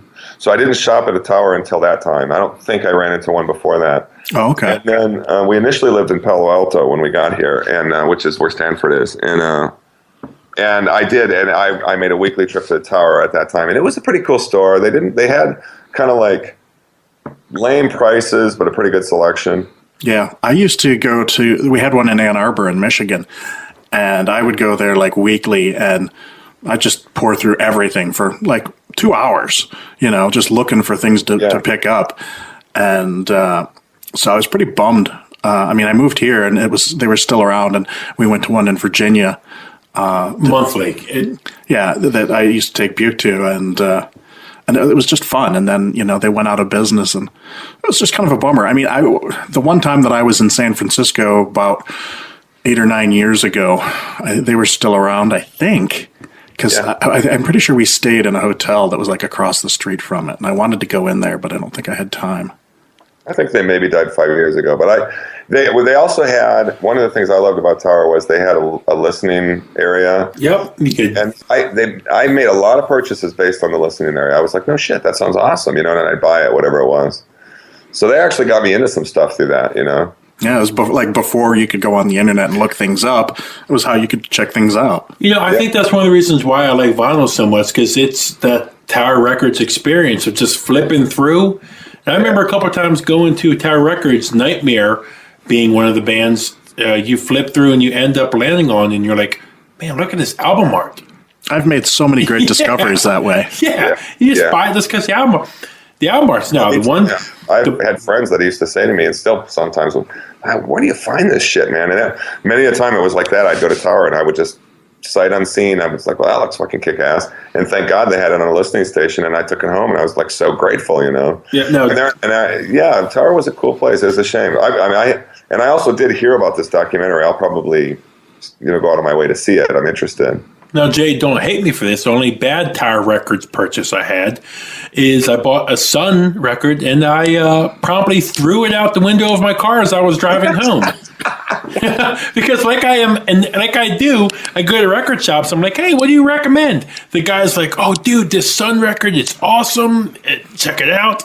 This was like probably 2004 or 5. And I promptly put it on, like 30 seconds into hearing it, I threw it out the window and drove home. Only time I've ever done that. I tell you what, there's at least 3 bands, maybe 5 bands I like that I would never recommend to anyone, and that is one of them. Are you serious? Yeah, absolutely. With a huge disclaimer, I would never be like, yeah, dude, go spend your money on Sun. And then without a description, that guy had to have been an idiot or a jokester because, yes, you know what I mean? Yeah, and mind you, at the time I was probably into metal now for 5-6 years, maybe, not into the real obscure stuff. I heard it. I'm sure we'll maybe talk about it later. I was like, what the hell is this? No, I think that was the right way. I threw it out the window, never listened to them again, but I constantly on Reddit and online see people singing their praises, and I've never understood it. Yeah. Okay, George, where I'm gonna take like the next 4 items and just combine them together because they're all like upcoming releases. Yeah, go ahead. So Danzig has resumed work on a new album for late 2015, early 2016. Okay. Not sure what I'm going to think of that. I haven't really been a fan of the band since Danzig 4 was like the last really good album, I thought. The last one was actually okay. Did you hear Red Dead Sabayote or whatever it's called? It's actually okay. Yeah, I needed to listen to it more, but I did give it a sort of a cursory listen and go, this is more like it should be. That's probably the right assumption. And it's a little underproduced, but yeah, I think you'd hit the nail on the head. So hopefully, I'd love to see a reunion of like John Christ. When John Christ left the band, and was named Chug Biscuits, but I think it was more of a John Christ thing, that the sound just changed so much. I mean, he went into this whole electronic industrial thing with Danzig 5, and as far as I'm concerned, he just never really recovered from that. But to be honest, like 6 and 7, I didn't give them all that much of a listen, and even the last one, Red Dead Redemption or whatever it was. Okay, video game joke and no love. Come on. No. You got it. I got it. That was the first one since probably the third one. And I was like, okay. But I mean, I guess I have to admit to you, I probably spun it 3 times. Yeah. Max. So we'll see. I mean, I thought there was a Misfits rumor going around for a while or some weird thing, but maybe I'm making that up. Maybe that would be cool. I thought there was a reunion tour thing in the works or something. Huh. I can't ever see Glenn and Jerry ever getting along again, but that would be really awesome. Unless you're thinking about the shows that Glenn did. It was like with Doyle, and they did some. It wasn't a Misfits show, but they played Misfits songs. I think it was that. You're probably right. Okay. Maybe I did hear there was going to be a Sam Hain reunion or some weird fucking thing. I don't know. But yeah, man, Glenn, I don't know. It's all used up. We'll see. There's a new Powerwolf album coming out called Blessed and Possessed that's going to be out in July on Napalm Records. You got me stumped there. I don't know them. Those guys, they're a power metal band. It's a little better than typical power metal. I mean, it's not as cheesy as power metal. It's kind of gothic, and like he doesn't have the like wah kind of voice. I mean, he's got a good. I like that. Look at you, signing you up for an album, George. He's got a good, powerful voice, but he's got a little more of an edge on it. And I love those guys. So watch out, Jay. George is coming for your fucking lead singer role. You just shattered a couple glasses over here. Made somebody cry, probably. I'll put them on my list. I'll check it out. All right. Jay's list at this point is probably 50 fucking things long. Hey, I'd love to have a list like that. But I have your lists on the website too, so I can. They're there for my memory. The ones for your year-end lists. Excellent. So I haven't had to jot down too much. Yeah. I know Buke is excited for this next one.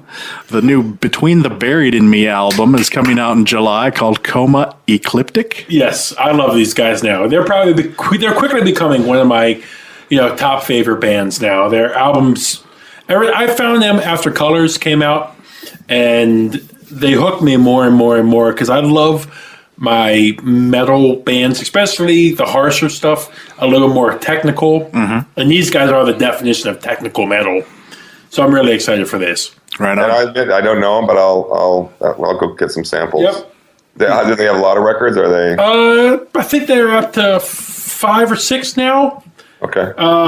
If you check out the Parallax, that album is a great jumping in point. Parallax. Think of Opeth, just way more technical. Gotcha. Between the Buried and Me.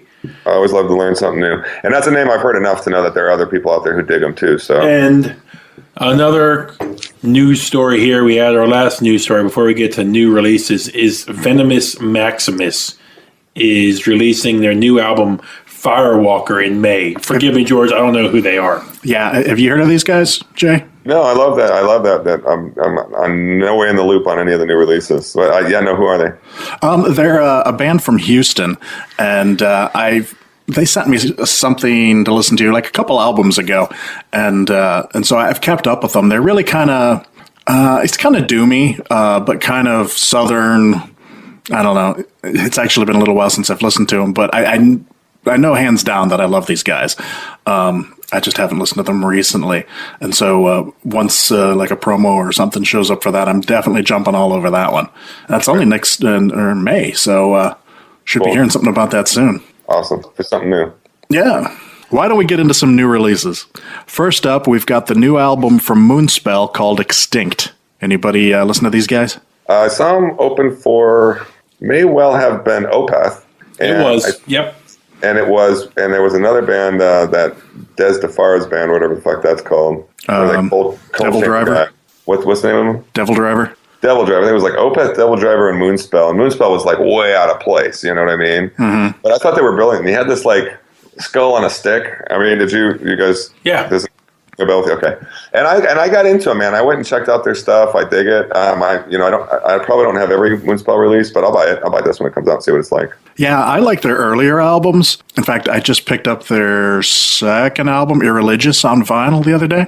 In and Above, man. I love that fucking song. Yeah.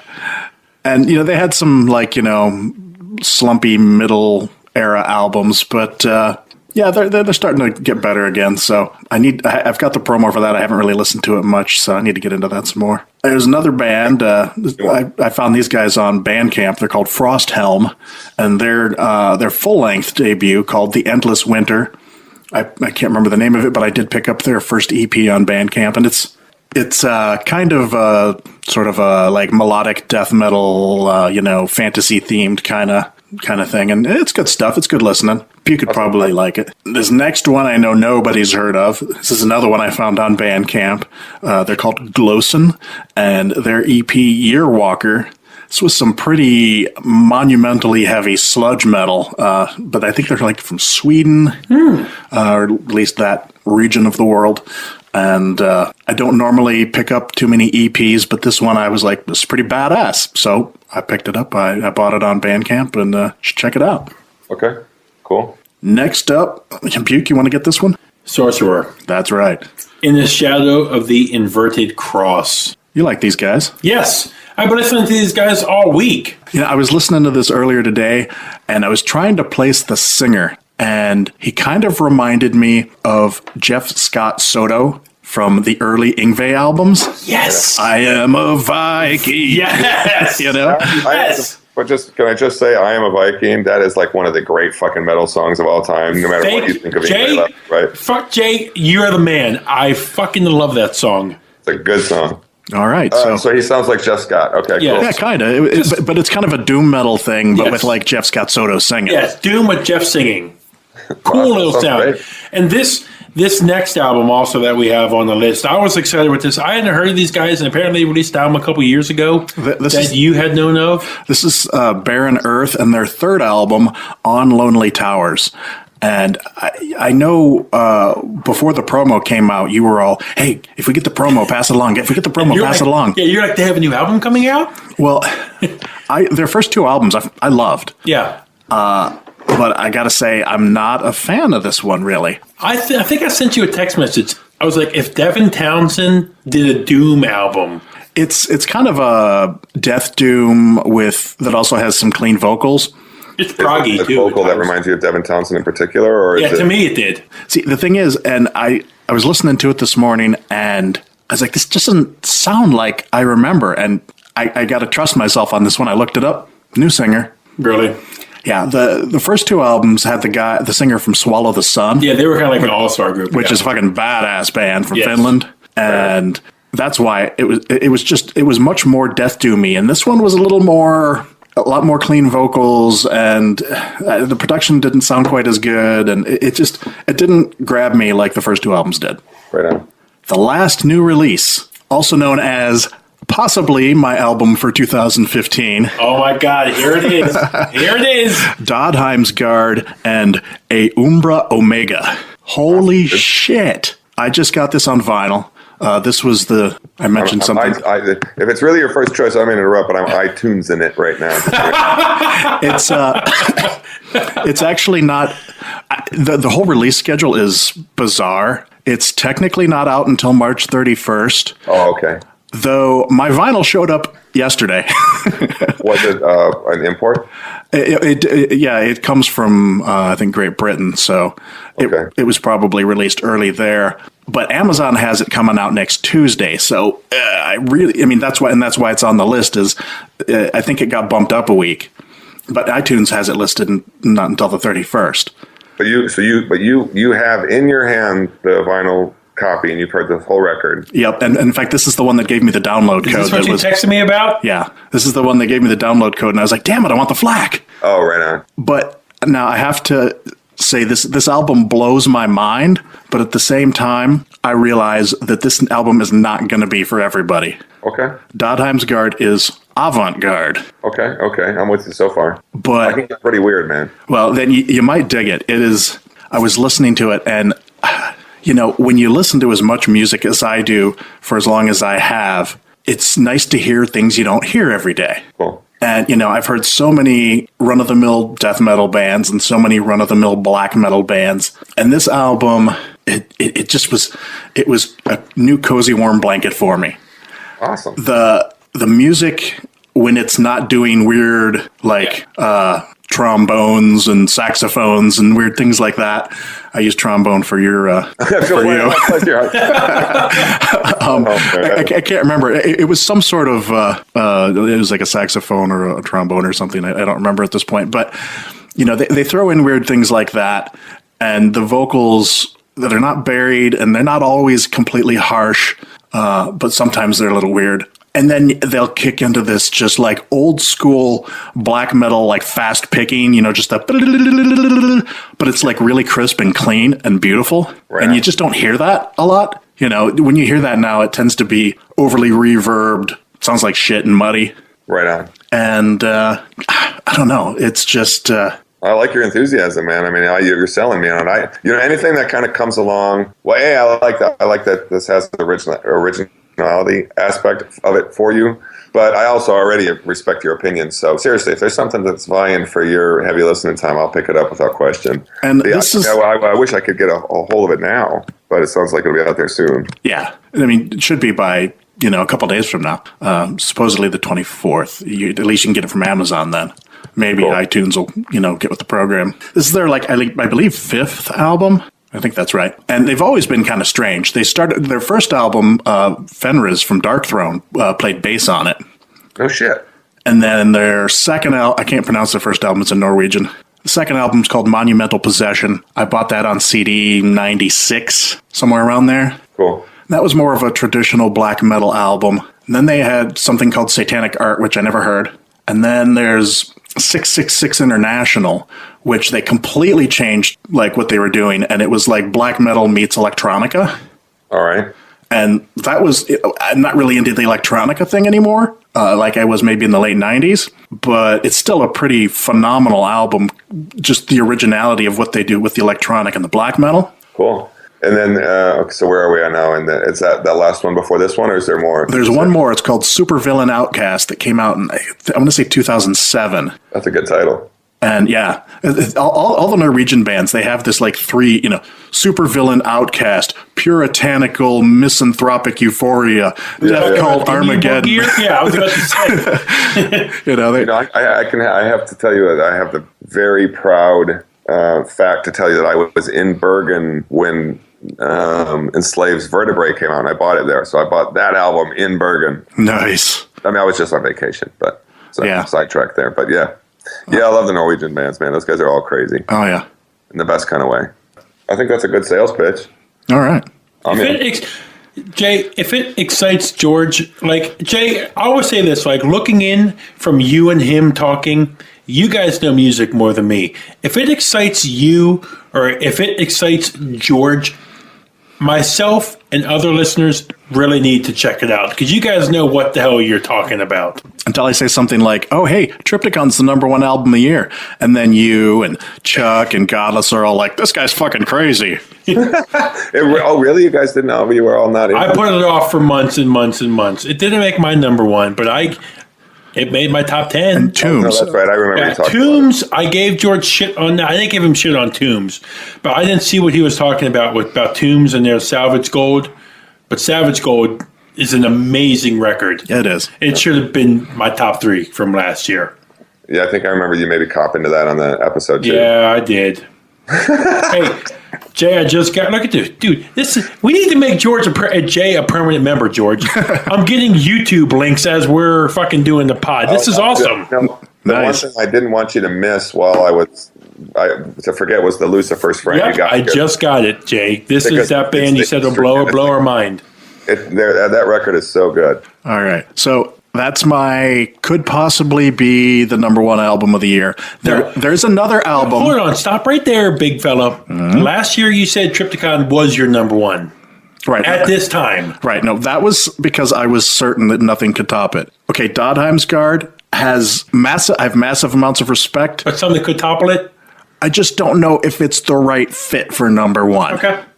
You know, I'm going to wait and see. I'm saying it could possibly be. Now, there's another album that I'm going to talk about when we get to what we're listening to. Okay. That is also vying for contention. Because Triptychon, you said album of the year, right here. Yeah, I'm not as firm with that. Okay. I'm just this is my possible suggestion. Like my wife, you're wavering. No, you can't make a decision. Well, there are 9 months left in the year. Okay. You're like a girl right now. You know, they can never agree on something. They always waver and go back and forth. Okay, next topic. I know you're not going to fucking put yourself on that sword. No, I honestly, I think this could be, but I don't know yet. George's wife is upstairs, so he's not going to suicide himself on saying that statement. No. But I will. And certainly she won't listen to all 4 hours. Oh, no, she doesn't listen to it at all. This is awesome. I'm having a blast. Me too. Oh, good day. Good. It's a good day for me. All right, well, we're starting to get in the home stretch here. Next up is our top 3. Yes. Normally, I go to Buke and around Wednesday or Thursday each week, and I'm like, "Hey, what should we do for a top 3 this week?" But this week, in emailing back and forth with Jay, I was inspired to say, "Let's do our top 3 Holy Grail vinyl albums that you don't have and that you want." Awesome.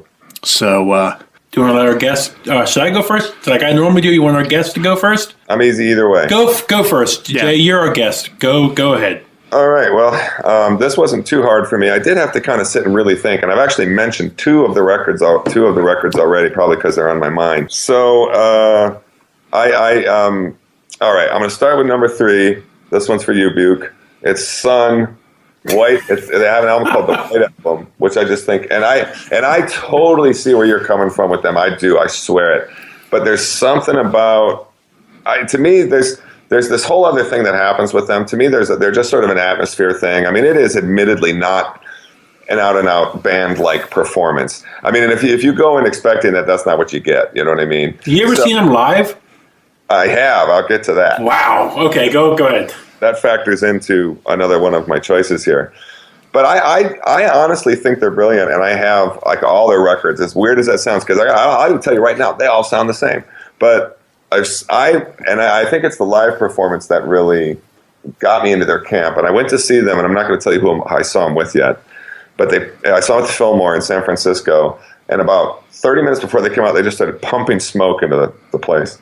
By the time they came out, it was so full of smoke, it was ridiculous. And they all come out in monk's robes and just did what they do, which is just this big wow thing. And I thought, this is the distilled essence. This is what heavy metal is if you melted it down and all of the dross kind of went away and you were just trying to come up with like the, primordial ooze. Psychic thing, that exists. And that's what it is for me. And they're not wildly entertaining in that way, but sometimes I'll listen to some when I go to sleep sometimes, So there you go. I love that. And I love that record. It's got a really kick-ass opening track. And Jay, I bet those 30 minutes leading up to them taking the stage, you were like, this is fucking amazing. Honestly, I was, dude. And I once read an interview with one of them, and he said, people didn't really get it until we put the robes on. And they also, I read another, and he said in an interview too, he said, I've had people come up to me after the shows and say that we fixed their sinuses. So there you go. My number two choice, which I've also mentioned today, but I don't have it on a vinyl. I've been looking for it. It's a record I love from my youth, and I know it's been repressed a couple of times, but I can't find it. And it's Possessed 7 Churches. I have that. George has it. I've got the vinyl. It's a nice package. I mean, does it have the proper insert and everything? Do you know? Is it back on black? Is that like that? Yeah, it's one of those. Okay, so I'm waiting for that to come around again. But my absolute number one is Celtic Frost Monotheist. I don't have that on vinyl. I love that record so much. You didn't go Cold Lake? No, Monotheist. Yeah, Cold Lake. Yeah, that's a big punchline in the metal world, isn't it? Isn't it? It is. Yeah, I didn't want to say it either, but I do have Monotheist on vinyl as well. Wow, look at you! You two again. Version, or is it the two discs? Yeah, and you mentioned in your email how much that you were willing to pay, and I did go over that. Did you? I did. There's another one on eBay right now, and it's already over that. So yeah, it wasn't too much over that, but it was a little over that. It's definitely probably top 5 more expensive albums in my collection. It's just a record I love so much, and and I would mention to you that that was who I saw Sun opening for. It was like best night. It was them and that band 1349. I think they're Norwegian. Just a kind of grindcore death thing or black thing. Black metal, yeah. And that reunion album and that show were brilliant. I was blown away by both, and I'm jealous. Jumped at the vinyl, you know. Yeah, I have never had an opportunity to see Celtic Frost, or at least not aware that I had. And they're honestly one of my favorite bands these days. So I'm like super excited to have tickets to see Triptychon at the Maryland Death Fest here in May. Very cool. So I can't wait for that. Very cool, man. I'll tell you. I mean, Triptychon I like a lot too, just as much. I mean, there's not even that much difference. The one kind of thing that stood out about that tour though was they came out dressed as like basically like an old school like priest frocks, and they had like black around their eyes. And Martin Ain was out of his mind, dude. It was so good. Yeah. I just ordered last night the book that he did, this photo essay he did about Hellhammer. I wanted to get that. Dude, it's cheap now. I had seen the bookstore, it was like $100, and I was like, oh shit, I should buy that, but I couldn't make myself do it. You can get it on Amazon for $20 now. Oh, I'm totally getting that. Yeah, and it's like a big ass hardcover, really nice book. Yeah, last time I looked, it was like out of print. No, they must have printed up the new ones, and it's still referred to as the same book, a formidable hardcover. I think it was just a limited run that maybe had, who knows what was special about it, but right on. Yeah, I just ordered it because it was our emails that made me think of it. Okay. So therein lies my 3, though I did want to also throw in a honorable mention because it's one that's never been on vinyl, and I already mentioned I need to replace my Master of Puppets, but this has never been on vinyl, and it's kind of a vaguely obscure choice from a very familiar band. And it's in this box set. There's a Maiden box set that came out a while back, and it was like a lot of outtakes and stuff. And I bought the box set, and I actually no longer have it because I just kind of like put all those stuff on my MP3. And in that box set was a double live album called Beast Over Hammersmith. Okay. And it was recorded like 4 days before Number of the Beast came out, and it is so much better than Live After Death. I just want I have a bootleg of that MP3. It's pretty awesome. Blasphemer. It's a wonderful... Yeah, sorry about that. I know a lot of people feel that way, but it is such an amazing, crisp, clean, wonderful, great performance. Bruce is at the top of his game, and I would love to have that on vinyl. So there you go. I want to hear that now. I feel like I've heard the name, but I don't... I may even have it. I'm going to have to go back and check. Like maybe 6 or 8 songs from Number of the Beast, and then stuff from Killers and stuff. But and also the first album. But it's just a spotless recording, man. It's a wonderful show. So that's it. All right, Buke, what do you got? I like my list. I'm telling you that now. Good for you. This topic is awesome. You know, I'm a big fan of power metal. Probably my favorite power metal, American metal, true metal album, Iced Earth, Dark Saga. Okay, yeah, I know you want that one. Yep, I want that one bad. Just probably let alone for the Spawn album cover art on it. Yeah. And I like that. That's a good record. I like that record. Yeah, I absolutely love that record. My number 2 is actually a bootleg. Chris downtown has this, and at the Rock and Roll Graveyard, this is the bootleg for Black Sabbath's California Jam 1974 concert. It's just I love, I've said it numerous times, I love live recordings. This is Black Sabbath at like their peak, playing a full set in 74. It's limited to 100 copies on glow-in-the-dark white vinyl. So why didn't you buy the copy he had? He wouldn't sell it to me. Oh, he was just playing it? Yeah. Bastard. Oh, too bad. But there's just, I love them when it's just them at the height of the game. They go Tomorrow's Dream, Sweet Leaf, Killing Yourself to Live, War Pig, Snowblind. The set list is great. You can tell they're having fun. Excellent choice. Number 1, and I don't think I'm ever gonna fucking pull this. Yeah, I bet I know what it is. It's so expensive. My favorite singer on the side project, This Is Down, Nola. Yep, that's what I thought. I see it online for like 150, 160, 175. The rare times it pops up. The rare thing about this on Discogs, George, is it only pops up on American sellers for the most part that I've seen. That's unusual. Yeah. I think you can expect a repressing of that at some point. I would hope. Yeah, you would think. You would probably hope. My honorable mention, just because I see this one pop up and the price has come down a slight bit, is Guar Scumdogs. Oh, yeah. It's on vinyl. The last time it alerted me on Discogs, it was available for like 80 euros. Sorry, like 50 euros. That's so it's not come bad. down a little bit. Yeah. But it'd be cool to own just for the... I'd love to have that. Yeah, that'd be cool. Jay, you a Guar fan? I'm not a Guar fan, but I've never really listened to them, and I knew a lot about Dave Brockie, and I liked him, and it's not because I found it silly or anything like that. I just never did it, but I would see these things like on YouTube and stuff, and I realized that that was so tongue in cheek. They were so not only in on the joke, but really intelligent guys. Yeah. That I don't have a good excuse for not ever having tested them, especially since I loved it when he was on CNN for a while. Well, now you have a good excuse to check it out. Now, Jake, this guy has over 1,000 vinyl. So his 3 right here, that he would probably pay for blood, for these. I might give digits. He might cut off a couple of toes for this. Actually, it's not too bad because as I said before, I'm pretty good at hunting things down. But my number 3 is the first Triptychon album, Asparistera Daimones. How the hell you say that? That was horrible. I don't know how to say it, but you don't see that one on vinyl too often, and if you do, it's like 150 euro. Okay. Yeah. Why? I don't know, but... Wow, yeah, I'm surprised. They must have had a very limited run. Yeah, I can't explain that. I mean, you can get the latest one, $20 just about anywhere, but first one, can't find it.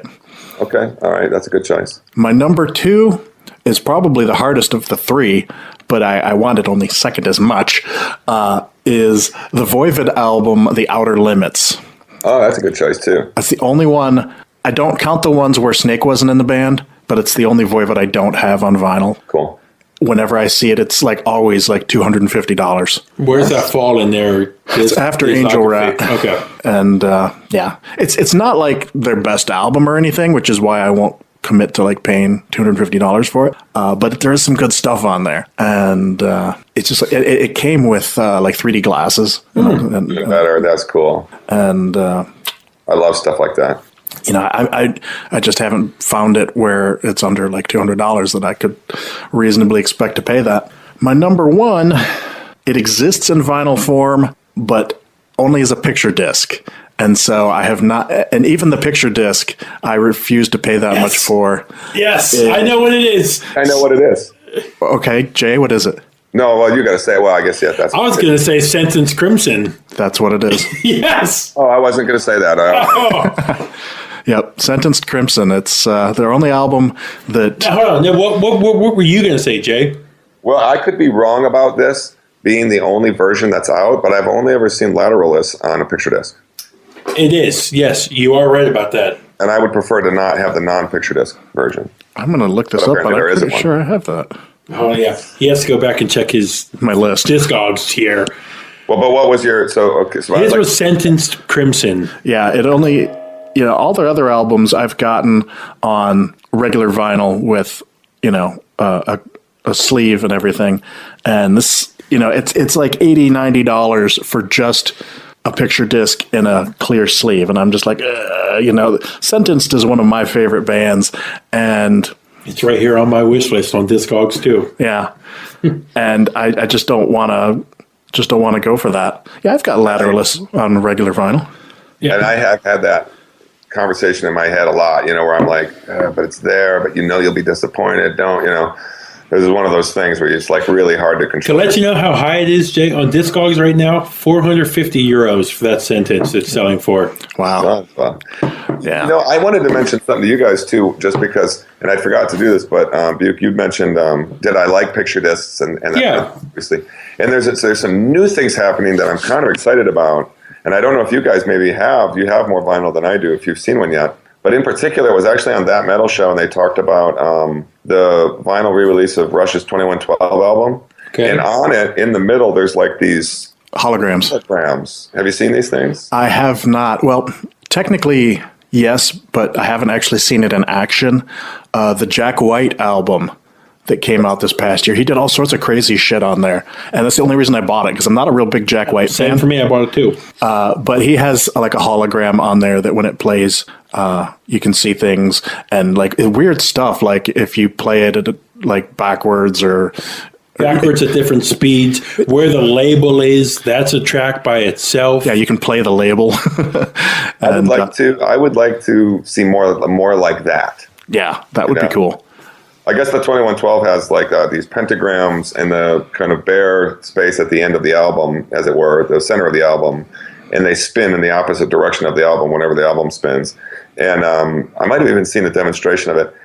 I'm a medium Rush fan, but I may buy that vinyl just to have that. But I would like to see more little things like that happen. Yeah, that would just, add even more value to something that's already got like more value than the average release. Right on. Well, that's a good list. I think we all. I think so. Yeah, definitely. Do you have any of the ones on my list? Do you own the ones on my list, Buke? I don't.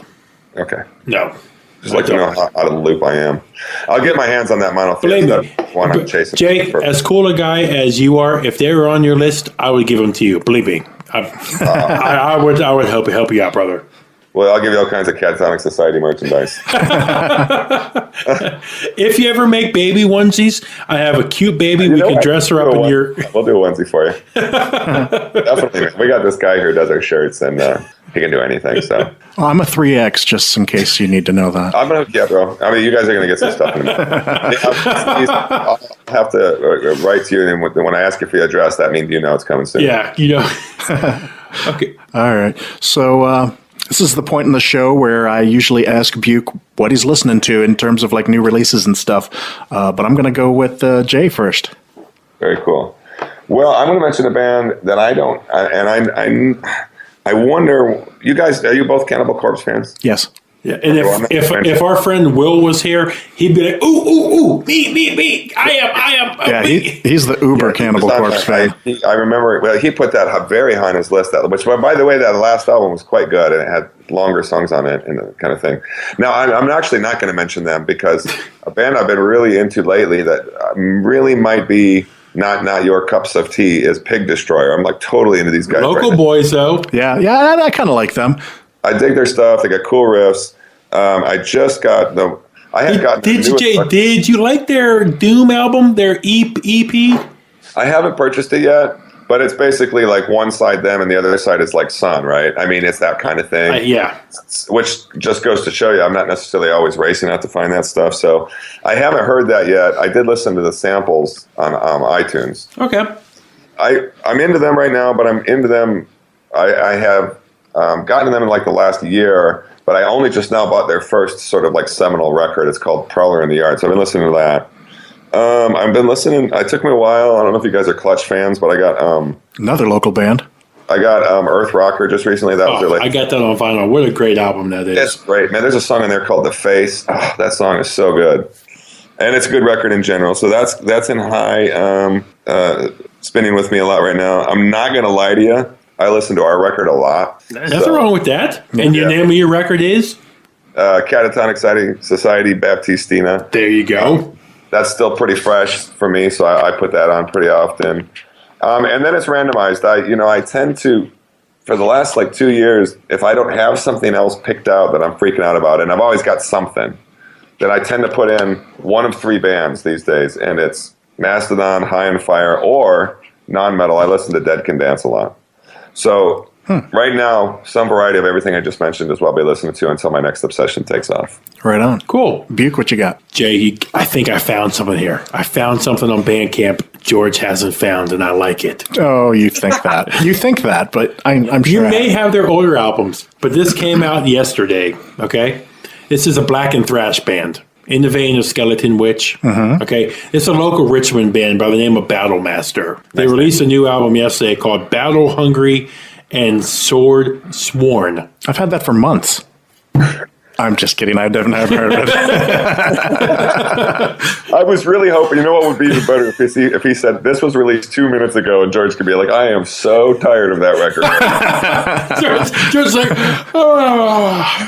That's so yesterday. But yes. All right, cool, but good stuff. It's a black and thrash Skeleton Witch. It's like, take subject matter that like 3 Inches of Blood would sing about, George, like D&D fantasy stuff. Did you have the album cover? Yeah. I feel like I have heard of them, but I haven't heard this. Yeah, but they're a local Richmond band. Maybe you've seen their other albums.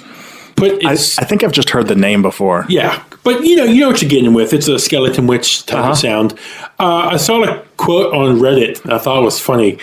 A guy said, "Oh, cool, new Battle Master album. I've listened to Battle Master more than I have Skin Cells." I thought that was kind of funny. That is. So yeah, check them out if you like black and thrash. That's my recommendation. That's what I'm listening to this week. All righty. And George will say, "Buke, it sucks." I will not. The name alone is just cool. The album art's pretty cool too.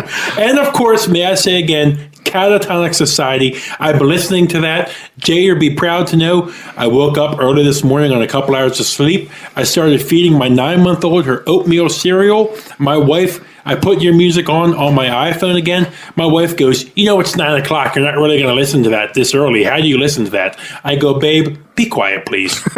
It's never too early for metal. I love you for it, man. Exactly. It does my heart good to know you're listening. Exactly. I do. George? All right. So the album I'm listening to this week, it's not the album, but my featured album this week is it was actually going to be my possible number one until I heard the Dodheim's Guard. And so this is sort of like a race here by the end of the year. Who could possibly win? Right now, they're in second place. This is the new album from Minsk called The Crash and the Draw. This isn't actually out yet. Okay. I got the promo for it. I think it's out in another week. Well, another week or actually no. I think it's like end of April. Minsk, like as in MINSK. Yeah, right? like the Russian city, wherever it is now. Maybe it's like one of the satellite countries now. Eastern European, anyway. Yeah. And but they're actually like a U.S. band, and all right. And it's like Death Doom. And it's pretty damn good. They haven't put out an album for like 7-8 years. I kind of was wondering if they were ever going to do anything again. And I said I just got the promo about a week or two ago. And wow. This is good. It's pretty good. Cool. I think Dodheim's Guard probably inches out ahead of it, but still highly recommend it. Hey, you know what? Just while you just mentioned this, there was a record after listening to some of your recent podcasts, and I know you guys are, George, it sounds like you're kind of in a doom phase right now, or maybe the last couple of years. But we're in more of a classic phase now. There was a band that had a record ago, maybe it's at least been 10 years since it came out, and it is one of my favorite doom albums of all time. You may not have it, and if not, I'll get it into your hands. It's called by a band called Warhorse. Oh, yeah. Do you know Warhorse? I do. I've got one of their albums. Like As the Heavens Burn or something like that is the name of it. Yeah, I'd have to go back and look. It's kind of like a black and whitish cover. It might be a different one. Oh, no, there's two Warhorses. That's the wrong Warhorse, I think. Okay. I'll somehow get you a sample of this. It's going to blow your mind, man. It's just... Yeah, they just reissued one of them, or maybe even both of them. I remember seeing something about that and going, hey, I've got that. I need to go back and listen to that again. Well, I was just one I wanted to recommend to you, but I will make a mental note to kind of send you the deets just in case you can be like, oh, yeah, that's not it, or something. Yeah, totally. Do that. I'd appreciate that. Right on.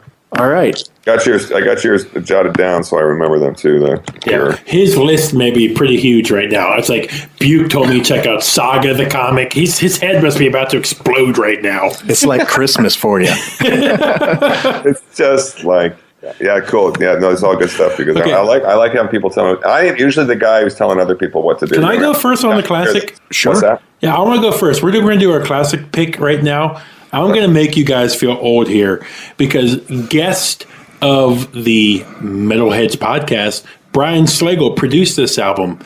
That is now 30 years old, gentlemen. This is Slayer, Hell Awaits. That's a good choice. Came out March 1985. Wow, 30 Yep. years. 30 years, guys.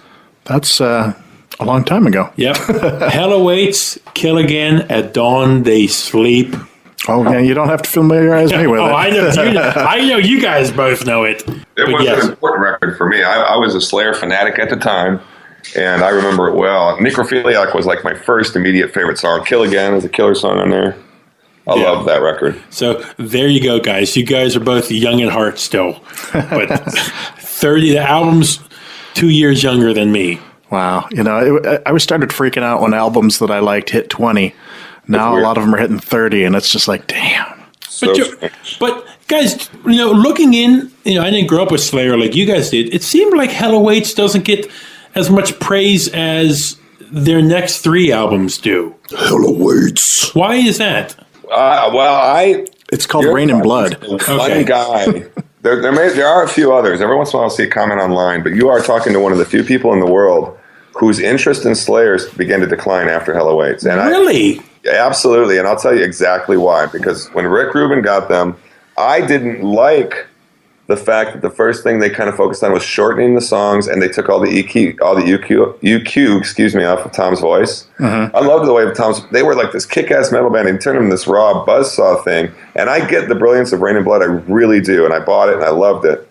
But I would honestly tell you, Jay, do we need to keep this our secret between the 3 of us? No, it's a pretty common thing. We may well. But but I love Hell Awaits. I mean, when it came out, that was like my album that summer, man. Whatever year it came out, I was Well, there you go. 30 years ago, 1985. God, that's crazy. All right. Jay, you got a classic for us? You go first. Okay. My classic is from 1986, and it's actually a soundtrack for a movie. The movie was called Trick or Treat, and the band is called Fastway. Oh, yeah, fuck yeah, Fastway's awesome. I don't know this at all. Didn't I get you to pick up the vinyl? No. I didn't? Nope. Such a good album. I'm not a huge Fastway fan, as a band that Fast Eddie Clarke from Motorhead put together when he left Motorhead. And to be honest, most of the regular Fastway releases never really grabbed me. But in 1986, when I was 15, I went to the movies with a buddy of mine to see the movie Trick or Treat because it was a heavy metal movie. You didn't see too many heavy metal movies. And, it had Skippy, Mark Price from was that Family Ties? Yep. Okay. And, but, there were cameos by Gene Simmons and Ozzy Osbourne. And I was like, I got to see this movie. And we went and saw it. And the music from the movie was done by Fastway. And as far as I'm concerned, it's the best damn thing they ever did. And I was just cranking this in the car the other day and just loving the hell out of it. Well, I have a Stump the Trunk for you then. Thank you. Yes, here we go. Bring it, Jay. The answer is Flogging Molly. I wish you should drop that microphone somehow. Just walk away. I'm going to start a slow clap. Do you know? So Fastway, that's Fast Eddie Clarke. Do you know where Way comes from? Pete Way. There you go. All right, that wasn't so hard. You're better than Eddie Trunk. Was that where you're going? When that first record came out, actually, I like that first record. Just the self-titled album. It's kind of Zeppelin-esque in a weird sort of way. And anyway, I dug that record, believe it or not. But that was it for me. I had the first one and I never listened to him again. So were you going to ask me about Dave King? No. Okay. So I didn't get the. Damn it. Was it about the? You thought I was going to really stump the trunk or something like that? Well, I thought the question was going to be what the singer for Fastway. It was Dave King. Oh, right. And what completely different band does he front now? And that's Flogging Molly, this like Irish punk rock thing. That's Oh, really? That was why you said Flogging Molly? I thought that was just like your comedic answer to everything. Like, that's awesome, man. now I was trying to preempt and like get the question or get the answer before you asked the question, but No, you just outboxed me bad. Dude. You did the obscure answer to the question. I didn't even know the fucking question. You know what I mean? it blew my mind. I just found that out a couple years ago. I was like, wait a minute. Dave King. That's not the same Dave King, is it? And I looked it up and I was like, wow, talk about reinventing yourself. Well, and he's on the first Fastway, or he was on later Fastways? He's on the Trick or Treat. I don't know if he was on all of them. I thought maybe there was a different singer on the first one. The first one actually is some dude who's a little high pitched, and he's like, I want to say he went on to be in something else, and I could not tell. Oh, which by the way, band we played with last night, who didn't end up playing. Long story. His name was Thaddeus Gonzalez, and this guy was the lead singer in George Lynch's band for a while. He told me. So, yeah, whatever. But I mean, okay, I got a classic for you, and I didn't have to think that hard about it. And this is a little too easy. Actually, I'm going to do two, and I've been doing two on a lot of different things. But these are two things I picked up on vinyl this week. Both of them, I believe, was a repressing and a remaster. The second one, I don't know, but the first one. This is the one I know was a remaster. Came out the same day as our album, and I say to you with pride that the remaster of Physical Graffiti came out when our record came out the same day. Nice. So I picked that up on vinyl, the remaster. So I have Zeppelin's Physical Graffiti to be one of my classic choices this week. That's a great choice. That's my favorite Zeppelin album. And it's beautiful. It's reissue's just gorgeous, man. It's like being back in 1970, whatever, and picking that up, and nobody's touched it yet. It's wow! Lovely. I just recently got one of the original pressings that has you take it out and it like slides and it's all there, dude. What's your guys' favorite song off of it? Me, I like the Rover. Thank you. That's mine too. That's a fucking great choice, dude. It's my favorite too. But I have another weird one for you that I would choose. And I love this song, and it might be kind of a one that some people don't, but it's Night Flight. Cool. Okay. A great fucking song, but the Rover is killer, man. That's a great record. But the other one, my other classic was another vinyl, but it was shrink wrapped, and so that makes me think it was a reissue that came out recently. And it's a record I'm kind of obsessed with right now. I should have mentioned about what we're listening to, and it's Symbolic by Death. I just got that. Yeah. And I just love that record so much. Crystal Mountain? Yeah, that's got to be my definitive Death album. Yes. Yeah. Such a good record from start to finish. So yeah, love that album. Classic for the week. Right on. Well, we're just about we're just about at the end here. We're just a little bit over 4 hours now. I love it. It'll probably edit down to a little bit less than that, but with the songs and everything, I'm sure it'll be topping 4 hours. So we'll be getting pretty close to the year-end episode. So very nice. All right. Well, before we get to the last bit of the day, we got to do our little typical outro piece. People can check us out on Facebook. We're on Twitter. I'm at Disciple OV Metal. And I'm at Opeth Fan. Or you can get a hold of either of us at Metalheads Pod. Jay, are you on Twitter? We are. It's Catatonic Society. Easy to find. If you Google Catatonic Society, you're going to find us all over the place. We got big web presence. We're on Facebook, Reverb Nation, whatever. Worst case scenario, Google Catatonic Society with the name of whatever page you're wondering if we have one, and we probably do, and you'll find it. All right. We do most of our business on Facebook. That is to say, make announcements and whatnot. Right on. All right. You can also find us on Stitcher and YouTube and Instagram, and we also have a website at metalheadspodcast.com. Very cool. All right, so before we go, we're going to play you another song from Catatonic Society, Baptistina. This is the song called Mandrake. Do you have anything to tell us about this one before we play it? It was a single when we released it. Somebody just reviewed the album online, gave us a kick-ass review, and he compared this song to Leviathan Remission Era Mastodon, which made me feel good about myself. Right on. So that's about it. And this one is also available as a single. But in any case, albums out there on all kinds of digital outlets. Excellent. Like we've been saying the whole episode, we can't urge you enough to check these guys out. if you listen to the songs on the podcast here and that doesn't convince you, I don't know what the fuck your problem is. It doesn't get any better than that. It doesn't get any better than 4 hours with the freaking guy. Yeah. So we want to thank you so much for being with us here today. And I'm sure we'll probably have to be having you on in the future. You just let us know and we'll get you on. My sincere pleasure, and I'm just going to tell you right now, we will do this again. I would love to. All right. Awesome. You have anything you want to tell anybody before we go? Any last bits of information or anything? No, keep an eye out. You know, our record's going to be coming out on vinyl. Stuff available through Facebook. Some shows coming up in the Bay Area, and more shows coming up in the Bay Area after that. Not a lot, you know. When I come and see you guys again, I'll update people with what's going on. Right on. Well, Jamie, I just say, I hope one day your band takes you here to the East Coast and our ways meet and we can meet you, brother.